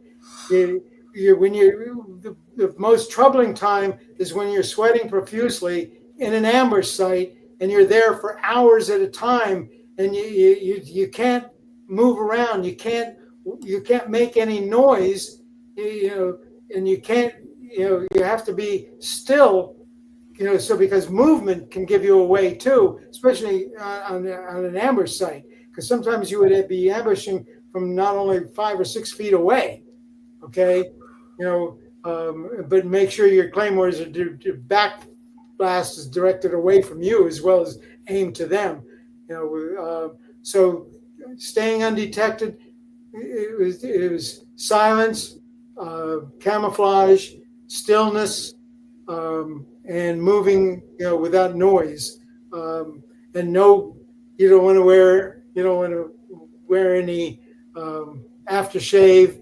You don't want anything that smells. I mean, we had scouts that could smell the nukmam, which is the fish heads from the enemy. We could smell the enemy, because they ate it. It secreted through their skin. You could smell them. Well, they could smell you too. if you're American.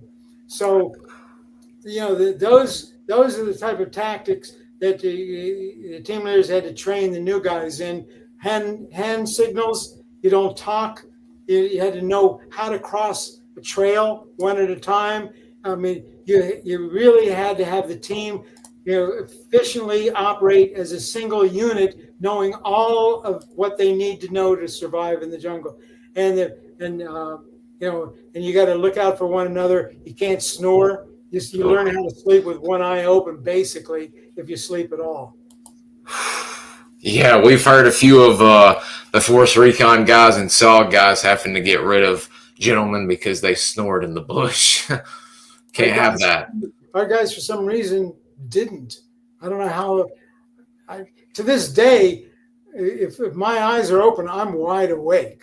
I mean, full, fully aware of everything the moment my eye opens. And I can go to bed 8 o'clock at night, or go to bed at 2 o'clock in the morning, and I'm still up before 5. I wish I could sleep like I did in high school. Wow. Yeah, I mean, it's so ingrained now that's your sleeping style. That sounds like my dad when I was growing up, to be honest. You mean sometimes you're not? To be honest, I've taken up crazy hours myself. I can go to bed at. No, you need to stop saying to be honest. You're always honest. I try to be. I might slip up and tell a fib every now and again, but not to you guys. Not to you guys. Okay. Let's see. Interesting, because I always interested in the Ranger / Lurp immediate action drills. Did y'all have? Daniel was curious, when contact was made, what was the usual protocol once contact occurred? Okay, I left that up to the team leaders. I would give them suggestions. I wanted the team leader to. I'd ask him to please go over with me what he did, especially when we never went on trails. So when you did, I'll give you an example. There was one time when I came into the unit, this guy had around his neck a shell, like a bead shell. Bullet shell. Oh, bullet shell. It actually was a full bullet, and it happened to be the enemy bullet. He was a point man, and when he moved to brush aside, there was an enemy right in front of a line of enemy right in front of him. They both raised their weapon. The enemy fired first, and his gun jammed. He shot the enemy. The other enemies took off. Okay. So immediately, if you're in the jungle, you can't be in line if you're going to start firing. You've got to spread. So it's got to be, every opposite man going a different depth to the right and left, so they can immediately lay down fire, so as not to hit each other. But he saved that bullet and wore it around his neck. I would have too. That boy, when you hear stories about that, guns jamming or the bullets being wet, right? Absolutely, right there, absolutely. Whew. Jed was curious. Did you know what unit the bird dog guys were flying from? Were they cat killers or? Okay, we at one point we were supported by cat killers. We had different units at different times. More often than not, we had the Devils and Demons of the 134th. But yes, we used. There were different support, bird dog pilots. Let me tell you, these guys were also unbelievable. Oh yeah. Like with Jerry, we'd come back from a mission, and he would take tape and put it over the bullet holes. We did that so we could count the number of new bullet holes, right? If I had like the team that's in trouble, when there's a team that's being fired on, the team is in the jungle generally, right? Mm-hmm, mm-hmm. And if they come across a force that didn't disappear on them, that was actually fighting against them, right? What he did is he hooked up rockets underneath Underneath his wings, kind of. Underneath his wings. Here's what he gave me one time. You see underneath the wings? The rockets? There we go. Yes, okay. sir. Yes. And then there's the seahorse. Unit insignia. Unit insignia was seahorse. And what he did, you see the front, that's plexiglass. He took a magic marker, and depending upon the angle and the magic marker, when he fired from either the left wing on the left side, it would go in the vicinity of where that magic marker X was. Same thing with the right side. Right? Now, if a team is in trouble and they're being shot at, I'll put that back later. Right? He would come down low so he'd get the angle in order to shoot the rocket. But if the enemy was shooting at the team and they're in the jungle, which means there's a lot of trees and everything between them and the enemy, what would they start shooting at? The airplane. The airplane, right? Unless it was hit in a real critical place, it was just aluminum. Matter of fact, his vest, he didn't wear. He sat on it. Oh, wow. Nut protector. So even when he was out of rockets, he would still, if necessary, also go into that angle. Oh, that's a different. I got to tell you about this picture. He would still descend and draw the fire so that the team could escape. Okay, amazing guys. Now, I wanted to be able to support my teams when I was flying, because I did a lot of flying, mainly because I could read the map better than the other officers. Well, I'm not just bragging. They didn't spend enough time on map reading. So I took the 2 grease guns to the motor pool, okay, and had them make a device that I could attach in the back window. That's where I would be seated, in the back window. Front seat pilot, and the back seat is for me. I didn't realize years later when I got to go look at another bird dog from Vietnam how small it was. But there's a problem with this. You know what it fires? What kind 45s? The 45. You know what the rate of fire is? Boom, boom, boom. Very slow rate of fire. Guess what the wind would do with the bullets? Oh, blow them everywhere out of. These were worthless. They're absolutely worthless. But it made me feel better. That is crazy. I've never seen 2 guns mounted in a bird dog before. Well, now you have. But let me tell you, it made me feel better. That is just outstanding. We've heard of guys that sticking CAR-15s out the window, but we've never heard of mounted grease guns in the windows before. I had to put an extra strong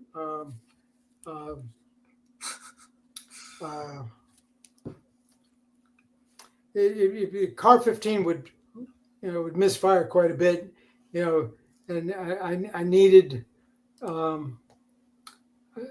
what's that wrap chain?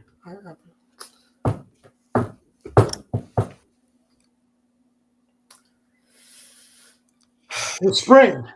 I needed an extra strong spring because when it shrunk down, the springs weren't very good. The CAR-15 was not very reliable.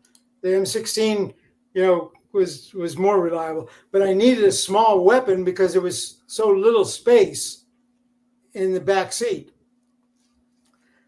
You want to hear another story? Absolutely. Yes, sir. Okay.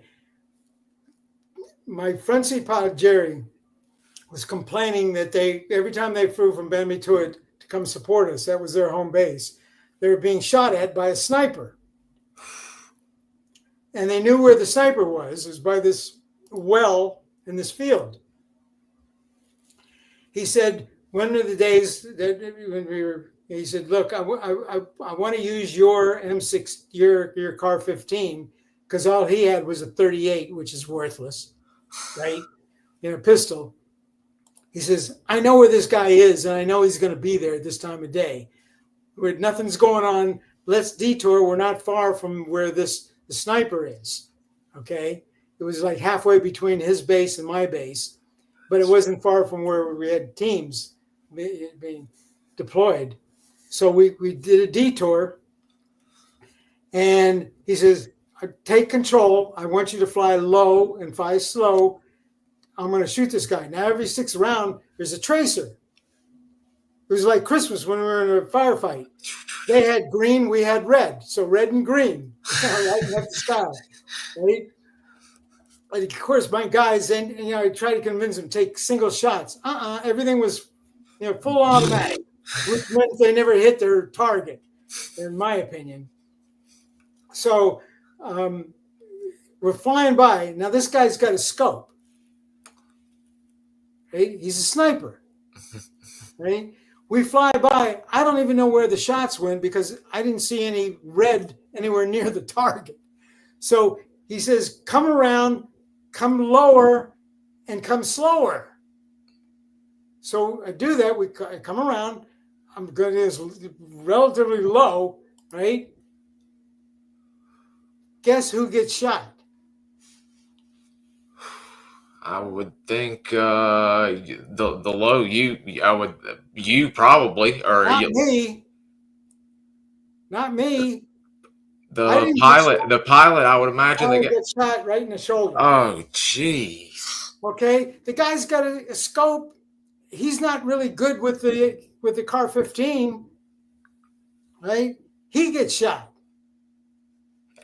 Okay, now I'm flying. Now, I had practiced with him because he let me fly. I've never taken off. I've never landed. I'm not a pilot. He's passing out, coming to and passing out. I fly towards the coast because I know we have air bases along the coast. I hear you. Thank you. I fly towards the coast. I want to find a landing spot. I see a landing strip. I did not know that it was abandoned because it had been taken over and overrun by the enemy. Right? God. I've never landed a plane before. I've flown, again, because you can fly from the back seat with pedals and with the stick, and flying is easy. Right? One of the times when he came to, he contacted Tommy Tuitt, where he was from. They were going to send out another plane, and they called for medevac, right?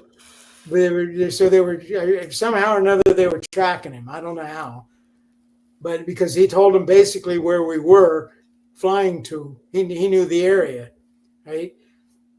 I guess I'm only guessing because I don't know. I wasn't privy to this conversation. I'm too busy trying to figure out how to fly. Anyway, I came down for a landing. Evidently, I was too steep because when I hit, we bounced, and I'm not exaggerating when I'm saying it had to be more than 30 feet in the air. I'm amazed that we didn't flip over. It woke him up. Now, Jerry, in his normal way, says to me, "What are you trying to do, kill me?" I mean, any landing you can walk away from is a great landing. Right? I'm doing pretty good from the back seat here, Jerry. so actually, when the other bird dog arrived, the medevac came first.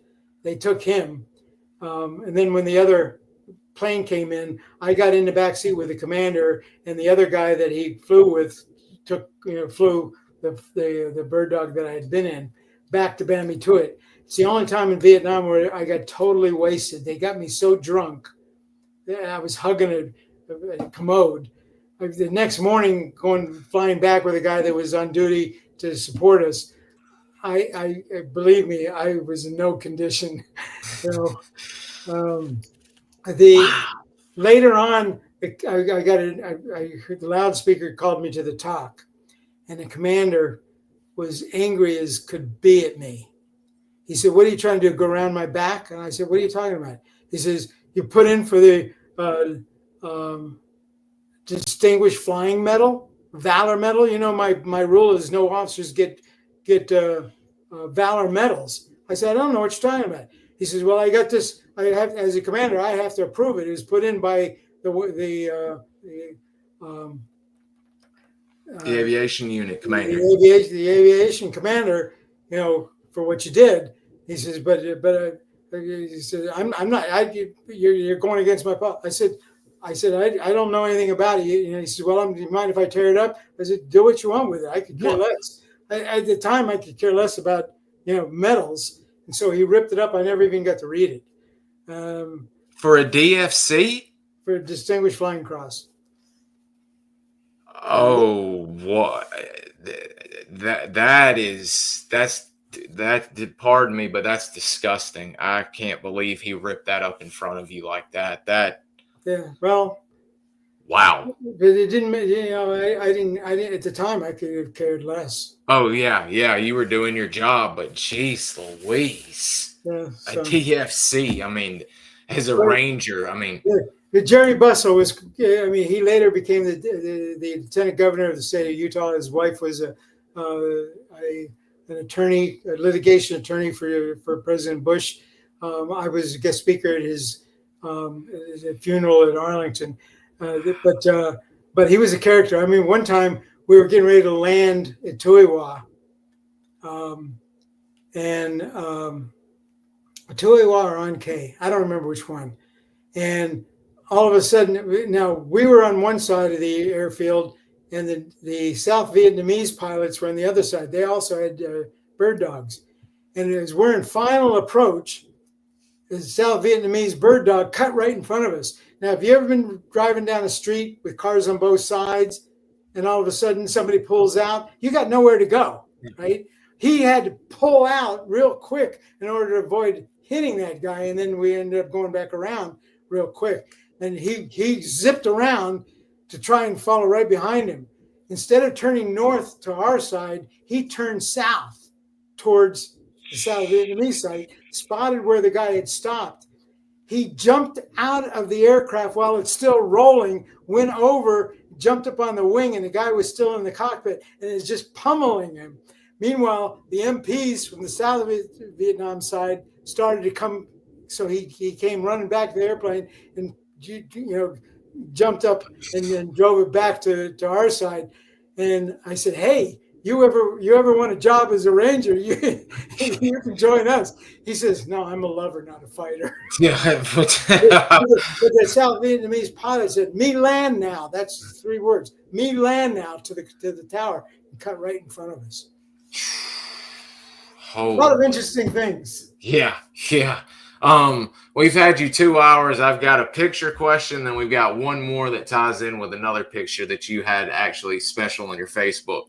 Did you ever send home or bring home any black market items or war treasure? Guns, i.e. Weapons or any sorts? Well, one of the guys snuck a monkey back inside his shirt. I had a pistol that I got off. Oh, there's a monkey. And me with a mustache. I won the competition on who could grow the bushiest, fastest mustache. But I wasn't able to take it back because our armor was a guy that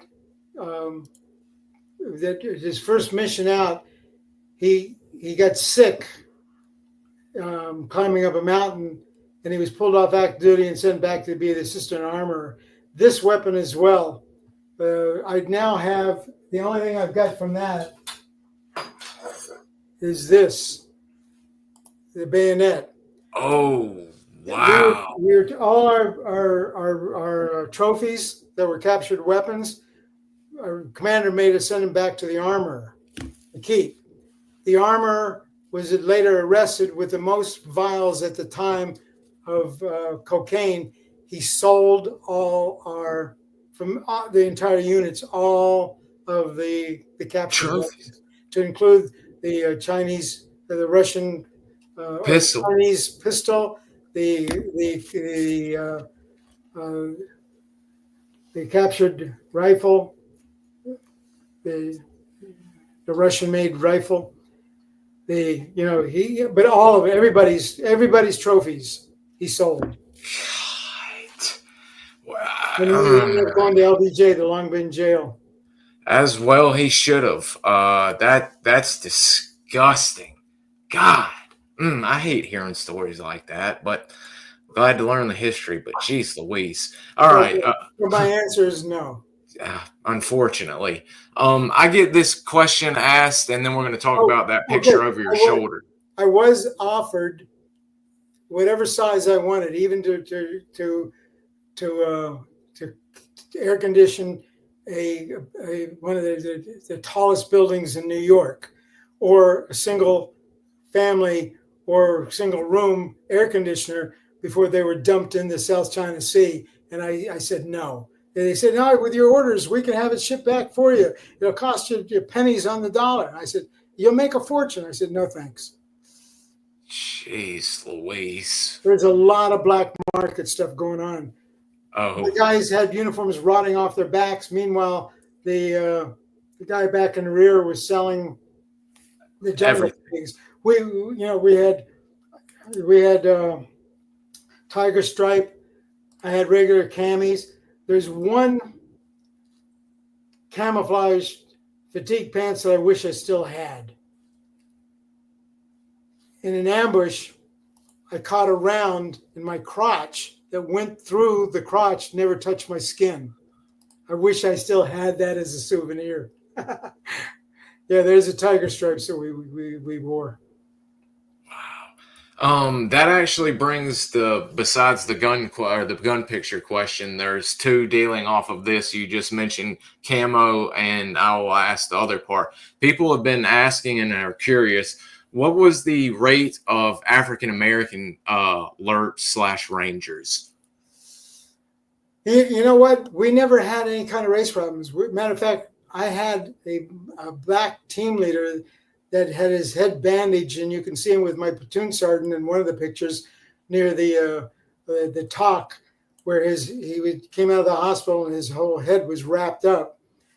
That was beat up by the engineers that they called a race riot. But we had American Indians, we had Chinese or Asian rather guys, we had black guys, we had white guys. We never ever had any kind of, these guys lived, ate, died together. Okay, these are the scouts. These are all former North Vietnamese that came over to help us fight against the North. We had every nationality, right? Wow. Never had any problem. You know what? I'm sure we had more whites than blacks, but I've never thought of the ratio. You had to be a volunteer, and you had to be airborne qualified. That's all that we cared about. And then the rest is up to you to make it and get in the unit. Yeah. They had to go through recondo school to join. I had one fellow who got in a car crash, killed his best friend, and was told by the judge either join the army or go to jail. He was a commo qualified guy, became a phenomenal. He went to recondo school, came back, but before he got back to the unit, he went downtown for some extracurricular activity. Spent 13 days in the hospital. Said they had the worst case of venereal disease that they had ever seen. Whoa. Okay. He was really bad off. When he got out of the hospital, he came, and the prior commander to Hudson said to him, I've been trying to think of what I could do to punish you. He says, but what you've been through is probably punishment enough. He says, do you still want to be a ranger and go to the field? Because you're commo qualified. And he said, yes. He says, you got to go back to recondo school. Now, to graduate recondo school, you went on an actual combat mission. Mission. Yeah. No, okay. So and he was excellent. I finally got him a CIB because initially Hudson didn't want to give him didn't want to make him an infantryman. Oh, okay, wow. because he was commo qualified. Okay. But I finally was able to get him a CIB because he was operating as an infantryman. Wow. You looked out for your guys. That's abundantly clear in this interview. They made me look good. These guys were. I wrote the book because I wanted to give. I heard about the Greatest Generation. It was a book written by a guy that I have no respect for. Okay, my dad was part of the Greatest Generation, even though he also served in Vietnam. But my attitude was almost every single person in Congress had their houses paid for, food put on the table, stipend, education paid for by the GI Bill.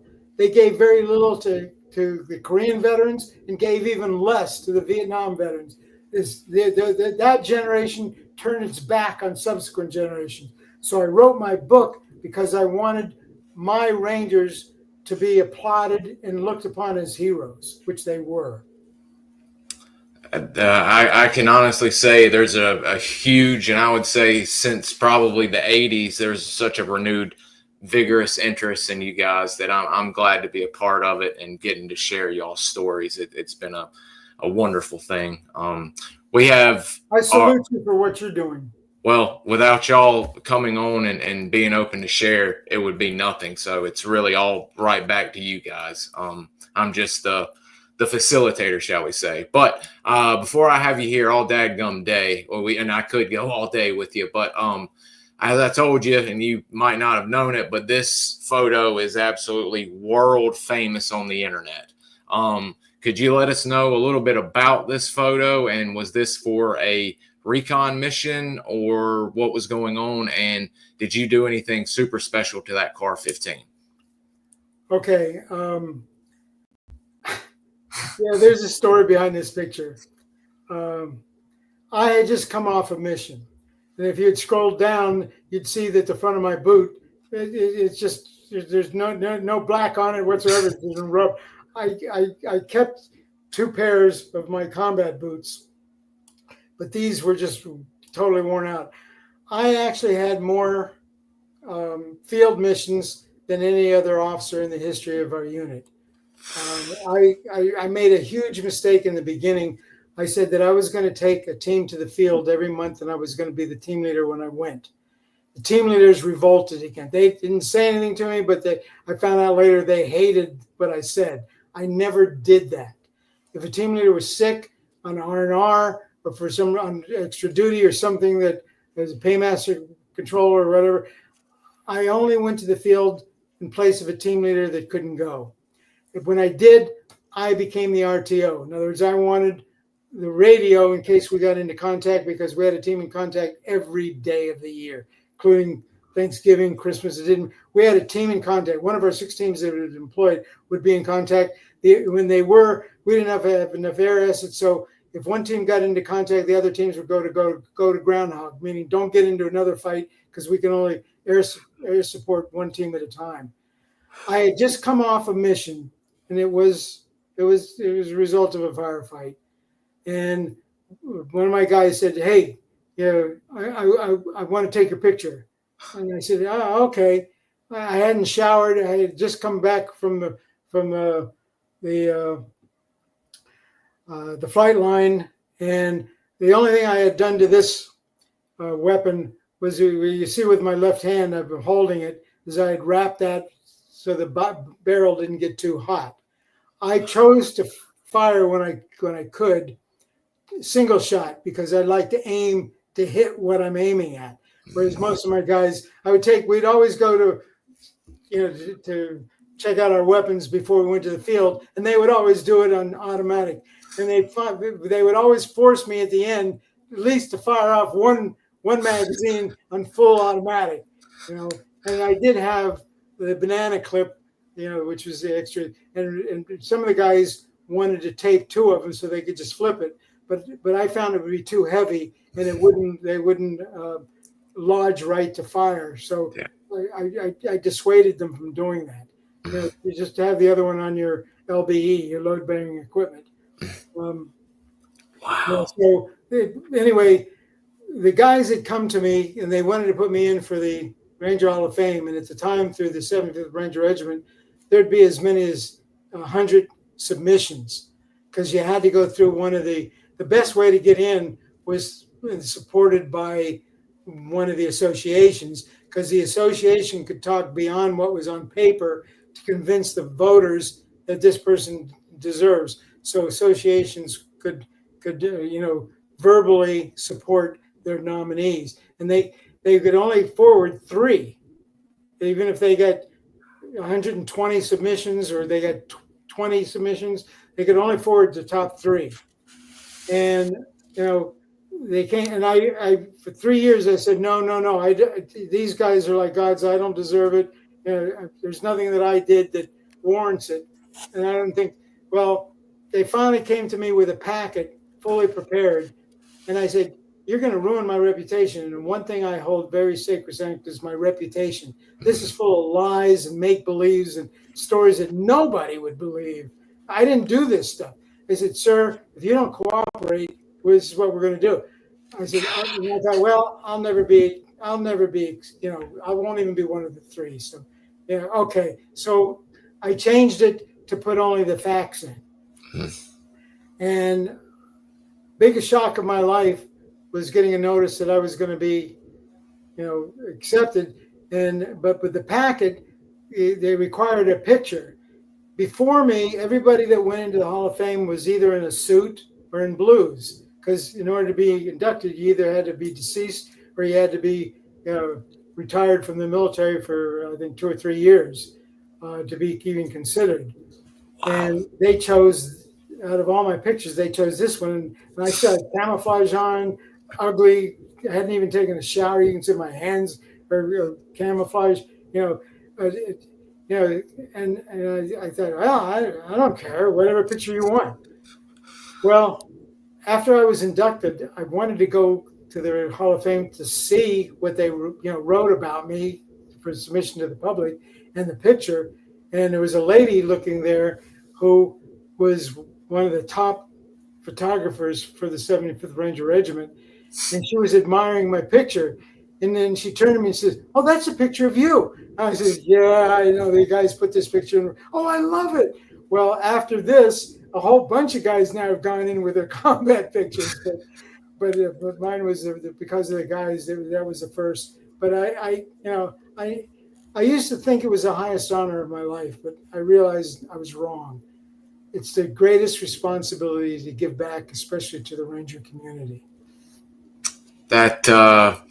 Hey, you, besides being an outstanding soldier, leader of men, officer, in no particular order, of course, you've been just a gracious guest and sharing these stories, and not only expanding on your history, but informing us on men that may not be around today or may not be open to doing interviews, and getting to learning about them has just been absolutely outstanding. And we did have a question about your book to close it out. Folks are wondering, is there any chance of your book being Is there any chance of an audio book being released? I've never thought about doing an audiobook. Maybe I should. I think you should. I didn't write it to make money. I wrote it because I got so angry about The Greatest Generation, I thought turned its back on subsequent generations. And the book, The Greatest Generation, was written by somebody that I didn't even respect. This mainstream media guy. Yeah. And, so I wanted people to know about the heroes with whom I've worked. And I'm proud of the book because it got all 5-star reviews. And what I'm most proud about is the guys in the unit. At my cost, I gave them 2 books for the cost to me of 1, so they could keep 1 and give 1 to a family member. And they all loved it, and they were surprised at, because most of them were just ground pounders. They didn't realize what we did up in the air, and this book kind of opened their eyes. And and I did do a lot of ground missions because I felt if I was sending them into harm's way, I needed to do it myself. But and the major hated that because he said my job was not to be a team leader, is to be a platoon leader. But he never ordered me not to. So I'm very proud of the book. If anybody buys one through Amazon, and I think they're now over, the price that they're selling for is ridiculous, but maybe I'll do an get an audiobook done. But if they want an autograph, they don't have to mail me the book and I mail it back. They just send me an email and tell me a little bit about themselves personally. I'll personalize and send it back on a sticker that they can put over top of a blank page at the front of the book. But I guarantee, like my front seat pilot, he and his wife ordered 100 copies, and they tried to get it made into a movie because he was so thrilled because he was a main character. My front seat pilot there for most of my time. I had different ones all the time, but he was the one I did the most with, Jerry Bussell. Amazing. He was a captain, but he was Ranger qualified, and he was a pilot. But I was command and control because even though I was only a lieutenant, because it was my teams and I was responsible for calling in all the support and everything. So he and I just became very, very good, fast friends. I was honored to be a guest speaker at his funeral in Arlington, where they had the full case on because he had been the lieutenant governor of the state of Nevada. But he's amazing. I was blessed by serving with the best and the worst, and I learned from both. Wow. I mean, it's for example, one thing I didn't mention, my wife and I had dinner with Colonel Puckett and his wife before he was the recipient of the Medal of Honor. He was the first person I looked up to when I was just a brand new, had no idea who he was other than he was an amazing man. I was so impressed with him. He was my brigade commander, TAC officer. I'm the regimental commander when I was a cadet at West Point. And so, he was the first one that I wanted to emulate, and he was tough as nails. I mean, guys from other regiments wouldn't even come into our regimental area. Even seniors who were firsties would stay away because he was known as, it was hardcore first, where the 4th Regiment was known as the fraternal 4th. We were the hard, the real deal. Yeah. He was my first. So I was fortunate, to enjoy a meal with him and his wife. He's called Mr. Ranger, and even during his lifetime, he would still go out on patrols. They, retired. They named the main street through all of Fort Benning while he was alive after him, and he's now deceased. But he and Colonel Grange, or General Grange, the senior, were both known as Mr. Ranger. Matter of fact, he wrote a book, Puckett did, called Ranger. Wow. I'll have to add that to my Amazon list. I just wrote that down. Puckett, Puckett, Colonel Puckett. Colonel Puckett. Wow. He commanded the Rangers in Korea. Oh, holy cow. And yeah, he's got a heck of a story then. Wow. Well, it looks like before I've now hitting 2.5 hours. Before I have you any longer today, you're always welcome to come back. I'm sure we didn't even get into a portion of the men you could have spoken about and some of the operations, but if you'd ever like to come on and share with us again, we'd be honored to have you. If there's anything you'd like to say before we shut down for the day, you can go ahead. Two things. First one is I expect a book report from you. Okay. I'll have that in, Professor, tomorrow morning. Just fun. The other thing is, Rangers lead the way. God bless us all. We recently lost an amazing hero, not a Ranger, but an amazing conservative who my wife was in tears over. Very disgusting. Charlie Kirk, and hurt us deeply.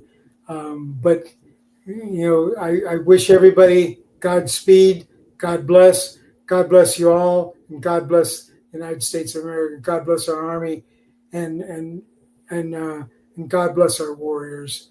Absolutely. Couldn't have said it any better. And guys, thank you all for watching us, joining. We'll have something going on tomorrow, but thank you, Mr. Gary. I hope you have a great day.